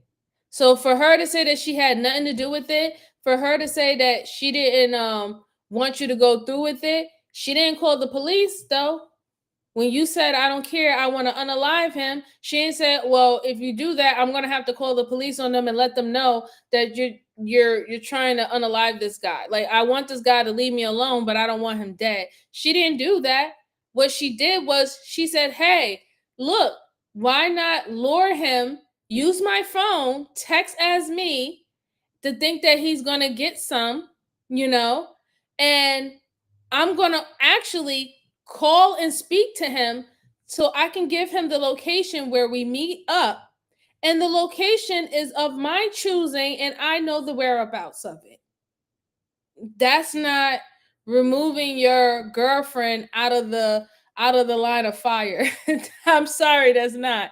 Whether or not if he thought he is, but that's the reason why he's really giving all this detail, because he just wants them to lay it on thick on him at this point. Lay it on thick on me, just leave her out of it. But no, there's too much stuff that lets you know that she was involved. And clearly, I will always believe that she is the mastermind from it, because you had the ability to stop it. You had the ability. You could have called the police on him. You was already texting with this psychopath ex-boyfriend that you was dealing with who was abusive. Shoot, you could have notified him. Listen, I have you're crazy, but I got a man that's even more crazier about me. And he says that if you don't leave me alone, there's going to be some problems. I don't think you want to continue to do this. She didn't do anything of that sort. Brucey, it's so good to see you. How are you? How are you? Happy Saturday. I missed you. Hope everything's well with you, sir. Hope everything's well. Yeah, but no, you already gave up too much information to let you know that she was down for this plan. She's not no innocent bystander that was lured into this plan. But let's go on. Into the woods, you know. What was he trying to say? Mostly he was trying to say, he was pleading for me to take the tape off his mouth so that he could, you know, please. He kept saying please. And I told him there's no point. I want him to feel pain before he died. I first stabbed him in his left. Did he respond to that? Oh yeah. Stabbed him several times in the legs. At one point I was satisfied that he had felt enough pain. And then alright, I'm done here. I wanted to get out of there. I told him that he would never be able to hurt anyone ever again. I took a flashlight, the gas and the lighter back to where he was. Put a trail of gas to light from a distance, you know, a couple feet away. Poured more gas on him. Lit another path. Lit that. He went up. He ignited, went up in flames. Oh, don't worry about it, Brucey. I mean, Glad to see when you she wanted okay. to know why, you know, I let her know that, yeah, I mean, he had hurt you in the past, and now he's trying to, you know, hook up with you. And at this point, I knew that he was dipping out on his wife, and he had been dipping out on his wife, and who else was he dipping out on his wife with? You know, that's just not a good guy. And I knew that, you know, I knew about his past. I knew that he had once been a teacher and used to use that to take advantage of girls. In my mind, this was just not a good character. Anyone that he ever hurt, I was going to justify their pain. Because Allison lied to Justin about Brandon, he believed that Brandon was a terrible person who would cheat on his wife and take advantage of any woman he could find. He would also physically and emotionally abuse these women. What Justin doesn't know is that Brandon is nothing like Allison described him to be. Justin was in an open marriage with the woman of his dreams, and he was very happy. He never stalked Allison begging her to take him back. In fact, it was Allison who stalked him, to the point that he had to get a restraining order against her. With the confession out of the way, the detectives tell Justin about the evidence they have that shows that Allison was involved. Justin immediately changes his story, and he adds that Allison was with him, but only because he made her tag along, and she didn't help him at all. What you're telling us is pretty consistent with what Allison told. But Allison. So that means Allison is a full-blown narcissist sociopath. She is, if I can't have you, nobody else can. Her ex moved on. He was in an open relationship with a woman who accepted his type of lifestyle. She probably was a part of that lifestyle too, right? Having different people into their relationship. And he was quite content. He wasn't even trying to reach out to her crazy, goofy butt. And now to find out that he had an order of protection on her, he couldn't reach out to you. So that makes this even worse. That she was mad that he got an order of protection on her, which he was supposed to do, to refrain this goofy girl, this goofy broad, for stalking him and calling him and calling his girl or whatever, not trying to destroy things and all the stuff like that. He did what he's supposed to do. Now, because she can't have access to him legally, she makes up this whole situation about him stalking her, about him, sending her crazy messages and stuff like that, him abusing her and all the stuff like that, to rally up this guy right here, because this guy and most guys, if they care about the woman, they want to be that knight in shining armor when she's in distress. And he took up the totem pole because that's what he's going to do. This is the girl that he's with. This is the girl that he's in a relationship. I'm not saying that you're not supposed to trust your significant others and all the stuff like that. I'm just saying, as you being the man, this is where some of your leadership needs to take in, right? The leadership is we both going down there, we're going to be pressing charges. We both going down there, we're going to file a police report. We're going to show them the messages that he's sending you, the sexual messages, the unwarranted this, the unwarranted that. We're going to get a paper trail, right? Just in case if he does do something irrational, he does come popping up at our place of business or at our house, there's a paper trail that shows, listen, I was in my right to defend myself however I needed to defend myself, because he's been doing this for a while. We've been tracking it and we have informed the authorities about it. That's leadership. You were supposed to get her down there to come do that. But when you want to go vigilante, when you want to dabble in vigilantism in a society, you're gonna have to accept the consequences for vigilantism. And then now here come to find out you did it all for nothing. It was all flip mode. It was your girl who was the stalker. It was your girl that was the abuser. Everything that you thought that you was being righteous for end up being not righteous, and now you got a murder case on under your name. That's where, and like I said, that's where real leadership comes in. Okay, this is how we're going to do it this way. Let's see what happens, and then here's the backup plan, babe. If the cops don't do nothing, we got the paper trail. We changed we changed our routes, how we go home and stuff like that. We call each other every hour or so, make sure we're okay. If you're not doing stuff like that, you know what I'm saying? And then that didn't work, then you be like, all right, babe, if homeboy come to the house, you know what we're gonna do, right? That's how it's supposed to go. That is what's going to protect you. But when you just straight on go to vigilantism, man, oh man, you're taking a risk.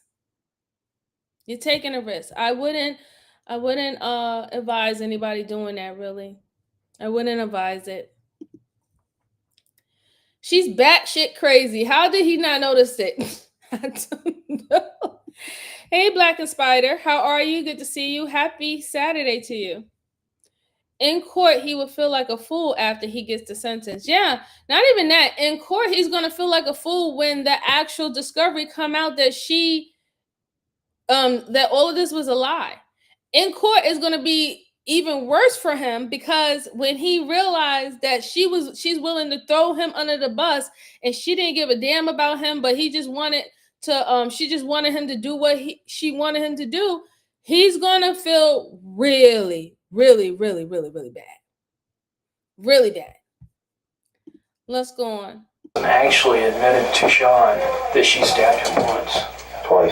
Twice. I'm sorry, twice. That she couldn't do it anymore. But then she couldn't do it anymore. She actually said that. What about this? This is the scenario that I really think is what brought this all to a boiling point. Like I said before, the fact that she has HPV, she has a precancerous condition, she's pregnant, she loses a baby, and he's texting her saying his wife is pregnant and going to have a baby here. Yeah, that pissed me off. That didn't set well, did it? No, it didn't. So that comes into play. That's quite a bit of it, isn't it? Yeah. Because they can have a kid and you can't. Yeah. Your baby, you lose your baby and they're going to have one. Isn't that really and truly what this is all about? And partly, yeah. And Allison is upset too. And she's upset because she can't have a baby and she has this HPV, and although she may not be as responsible for the injuries, it's not like you originally said that you threatened her. She wanted some revenge too, didn't she? I believe that she stabbed him twice, and I believe that she dropped the knife and said, I can't do this. No matter how hard I'm hurt by him, no matter how much he... Listen, that is not revenge. That's not revenge. That's jealousy. There is nothing to revenge for. The man moved on into a open relationship / marriage. There's no revenge. Him being able to have a kid with the woman that he's now with, what do that have to do with Allison and this gentleman? You and Allison were jealous. Allison was jealous that she no longer had access to that guy because he got an order of protection on her because she crazy. You was jealous that the woman that you love can't give you a kid, and here this guy is having a kid, living an open relationship, something that you're not going to be able to do, right? You Allison ain't going to let you do that, you know? So you was jealous. You both were jealous. And that was another reason why you wanted to make him pay. And you wanted to destroy his family dynamics, him having an open relationship, him seeing and growing up with his children. Y'all wanted to take that away from him. You had your own reasons and she had her own reasons. But I don't like him saying that this is revenge, because revenge implies that a wrongdoing was done to you. There was no wrongdoing done to neither one of these individuals. So that's the wrong word. It's the wrong word to use. Let's see. Sean said, "Are you serious, dude?" Brucey said, "I believe he held dude down and she did it all." I think so too. I think he did do the tying up with the tape and stuff like that. But I do believe that she did a lot of the stabbing and all that stuff like that. Because you remember, he said that he hit him over the head 3-4 times before, and then they started tussling. And I guess by him getting hit in the head so much, he couldn't necessarily, fight anymore, almost having a concussion, right? And then he proceeded to tie him up when he really couldn't defend himself, and then started stabbing him all over the place. And I think one of the place that he, which I think Allison did, stab him was in his private parts. That's just crazy. That is really, really crazy. All right, let's go on. He deserves this. I can't do it. You guys both went there with the intentions on killing him, and there's no doubt about that. And that she did in fact stab him. It's just a question at what part in this did she stab him? Did she stab him first? Because I believe that's what she told Sean, was that she stabbed him twice. And dropped the knife. That's how the other knife ends up there. So just tell us. I mean, she's already admitted that. So, and we're not making it up because it's the truth, and we haven't told you. We have not been dishonest with you about anything, Justin. And so just tell us about that. You can't tell us she did it. I can't. I'm going down for this. I told her she had to stab him. No, you know what? That try. Okay. All right. You said how about it? Okay. It's a great try. Okay. You know what? It's really a great try. Okay. And I know that it breaks your heart. But she let the cat out of the bag. She did. Yeah, because she had to. So let's just... She couldn't take it. I can't do it. Justin implies that yes, Allison used a knife on Brandon, but he can't get himself to say it out loud. At this point, the detectives have nothing else to say to Justin, but he has a few more questions for them before they end the interrogation. So she has been charged. She's been charged. What has she been charged with? She's been charged with open murder and conspiracy to commit murder. Have I been charged? There's a warrant for your arrest for the same thing. When we say you've been charged, she is here. She has been. She's in this building. Yes, she has been. And there's no way that I can save her. No.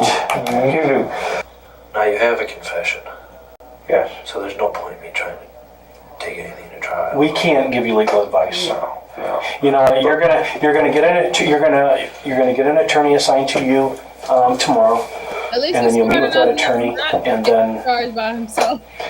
I'm not kidding you when I tell you that her attorney called 2 days after and was trying to work a deal. Okay? Pre-charged. Before the charges were even issued. So you need to think about that. I've never heard of that. Okay, will her attorney get all this information about my confession? It's called through discovery, yes. Yeah. No. As well as your attorney will get everything through of hers. Yeah. What it boils down to is that I'm obviously never getting out of prison. But during our stay, because we were involved in the same case, will they prevent contact between us? Let's say, I get convicted, she gets convicted, and she's doing her time in a woman's prison, I'm doing my time in a man's prison. Now, I know that it's not against the rules to write to someone in a woman's prison, but since we are involved in the same crime, that would be DOC rules, that's not my rules. Right. We are now tied together deeper than anything could tie us. Oh, yeah. Because of this. So, I'm not even 25 yet. I don't turn 25 for another 12 days. 18th. So, it's going to be a long time going through this shit. And I still love her, and apparently I'm getting the feeling she still loves me.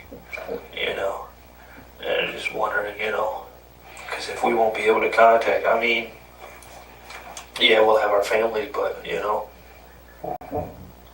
we're still tied together. So, it would be able, at least be able to write back and forth to each other. Maybe we can, I know it's not against the rules to write other inmates. Because, I'd have, on my first bit, I'd have, buddies that I've locked with for a year and a half, go to Not his first bit. Corresponding.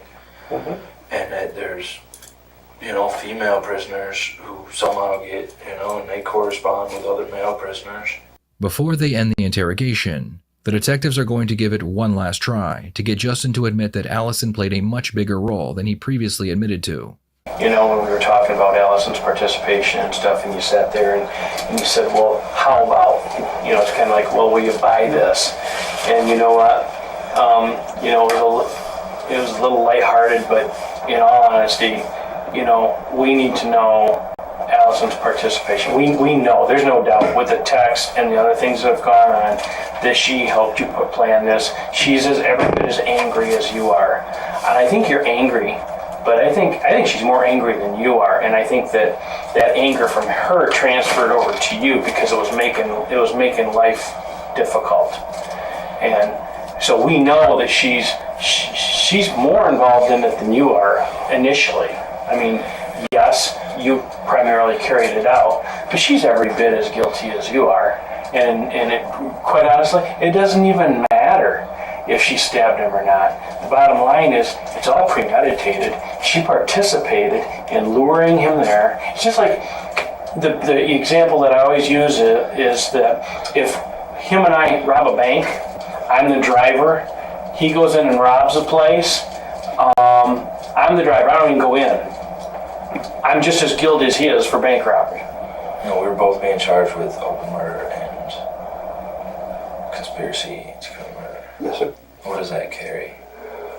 Well, it depends. Open murder leaves the jury the opportunity, judge or jury, whichever way you prefer to go, the opportunity to come back with either guilty of first-degree murder or guilty of second-degree murder.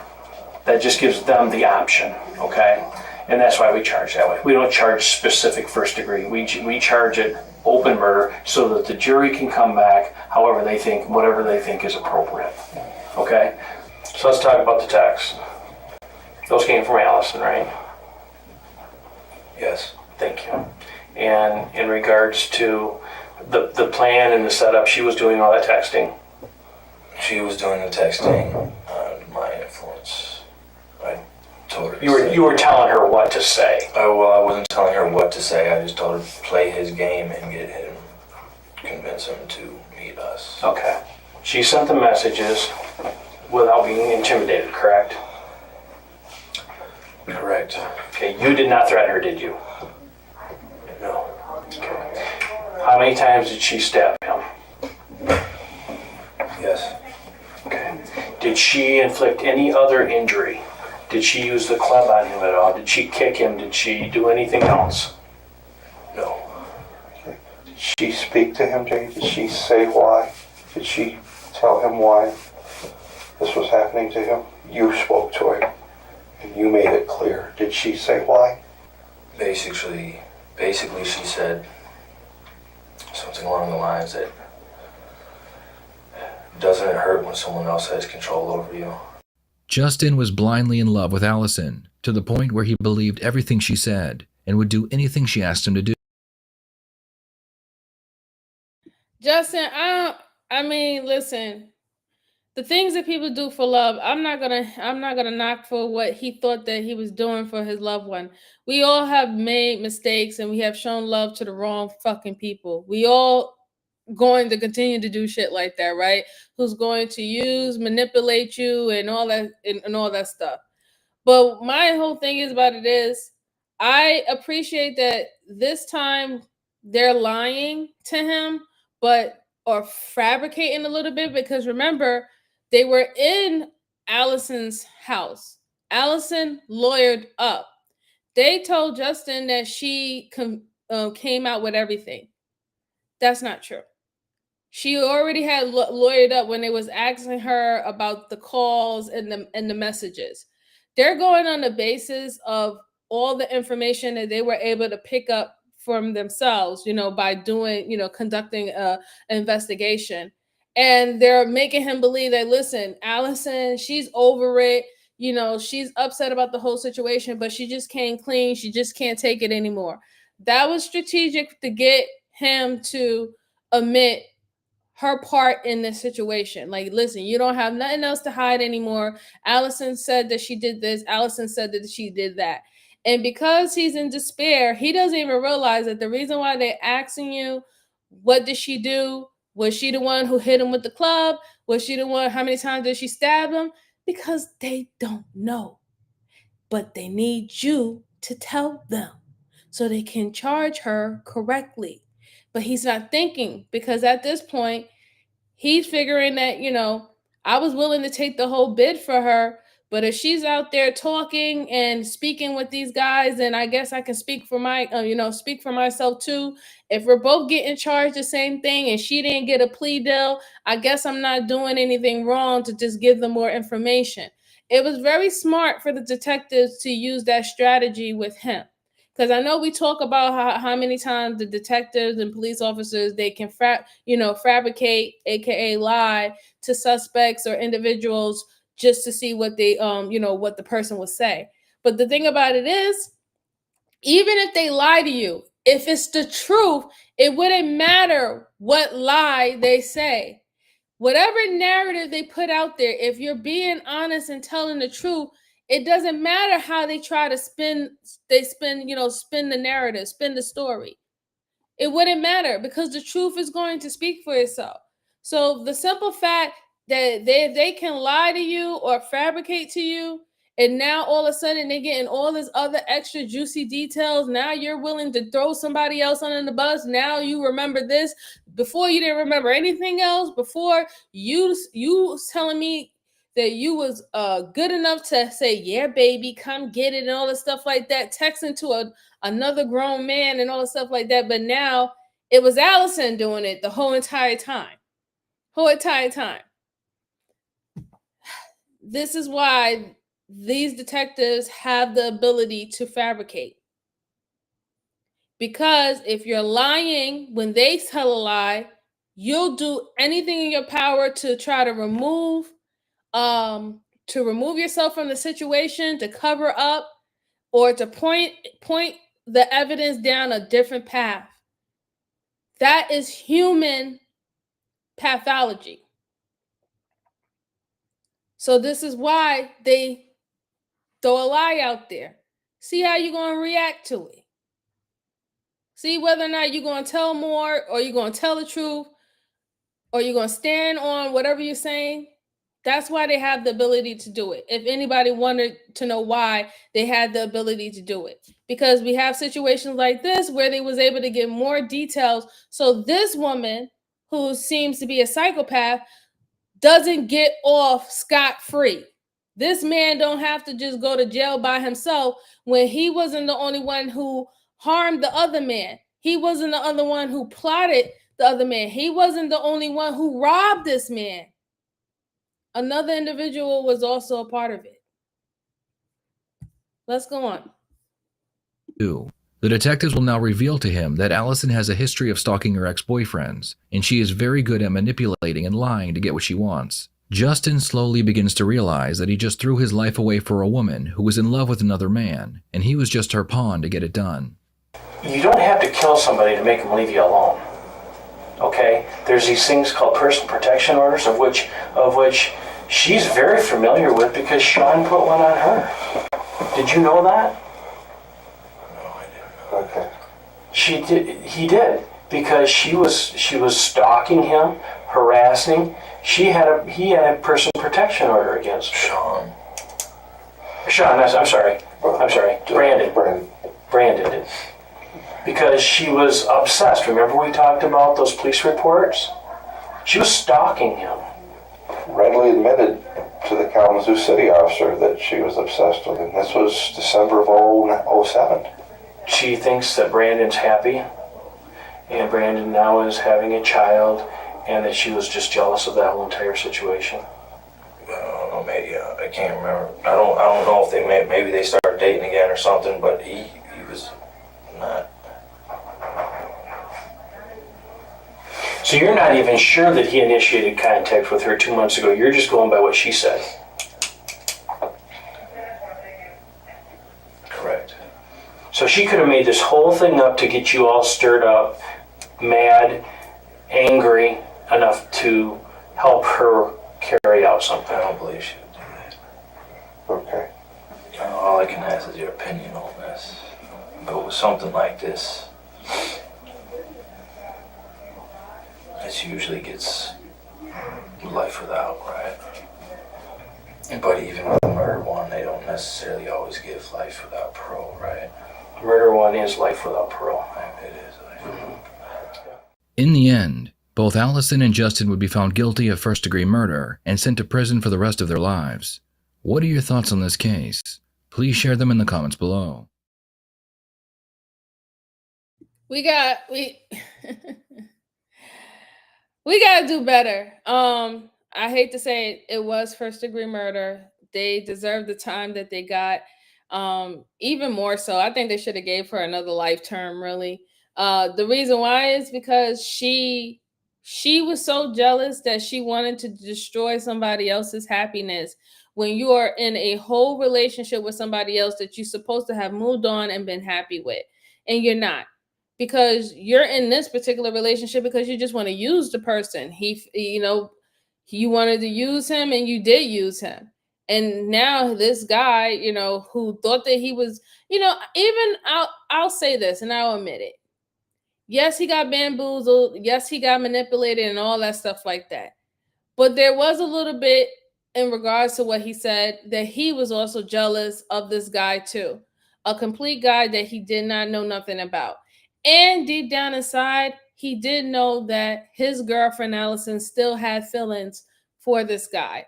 So emotionally wise, he was threatened about the emotional connection that she still had with this guy, or that could have been potentially there. And that's why he was also more willing to go down with this quote unquote plan, even though she's the master plan, because he wanted to soothe his ego just as much as she did.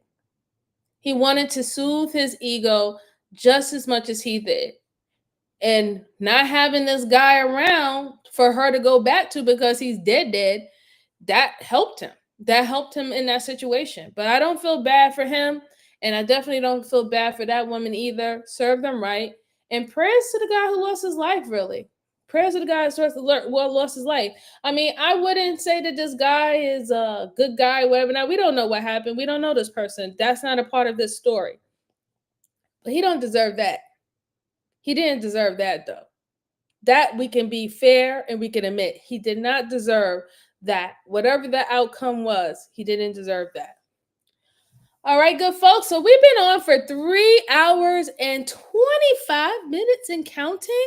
I'm going to wrap it up right now for today. I do have a live stream, a panel that I have to prepare for later on in the evening. Shout out to Freezy.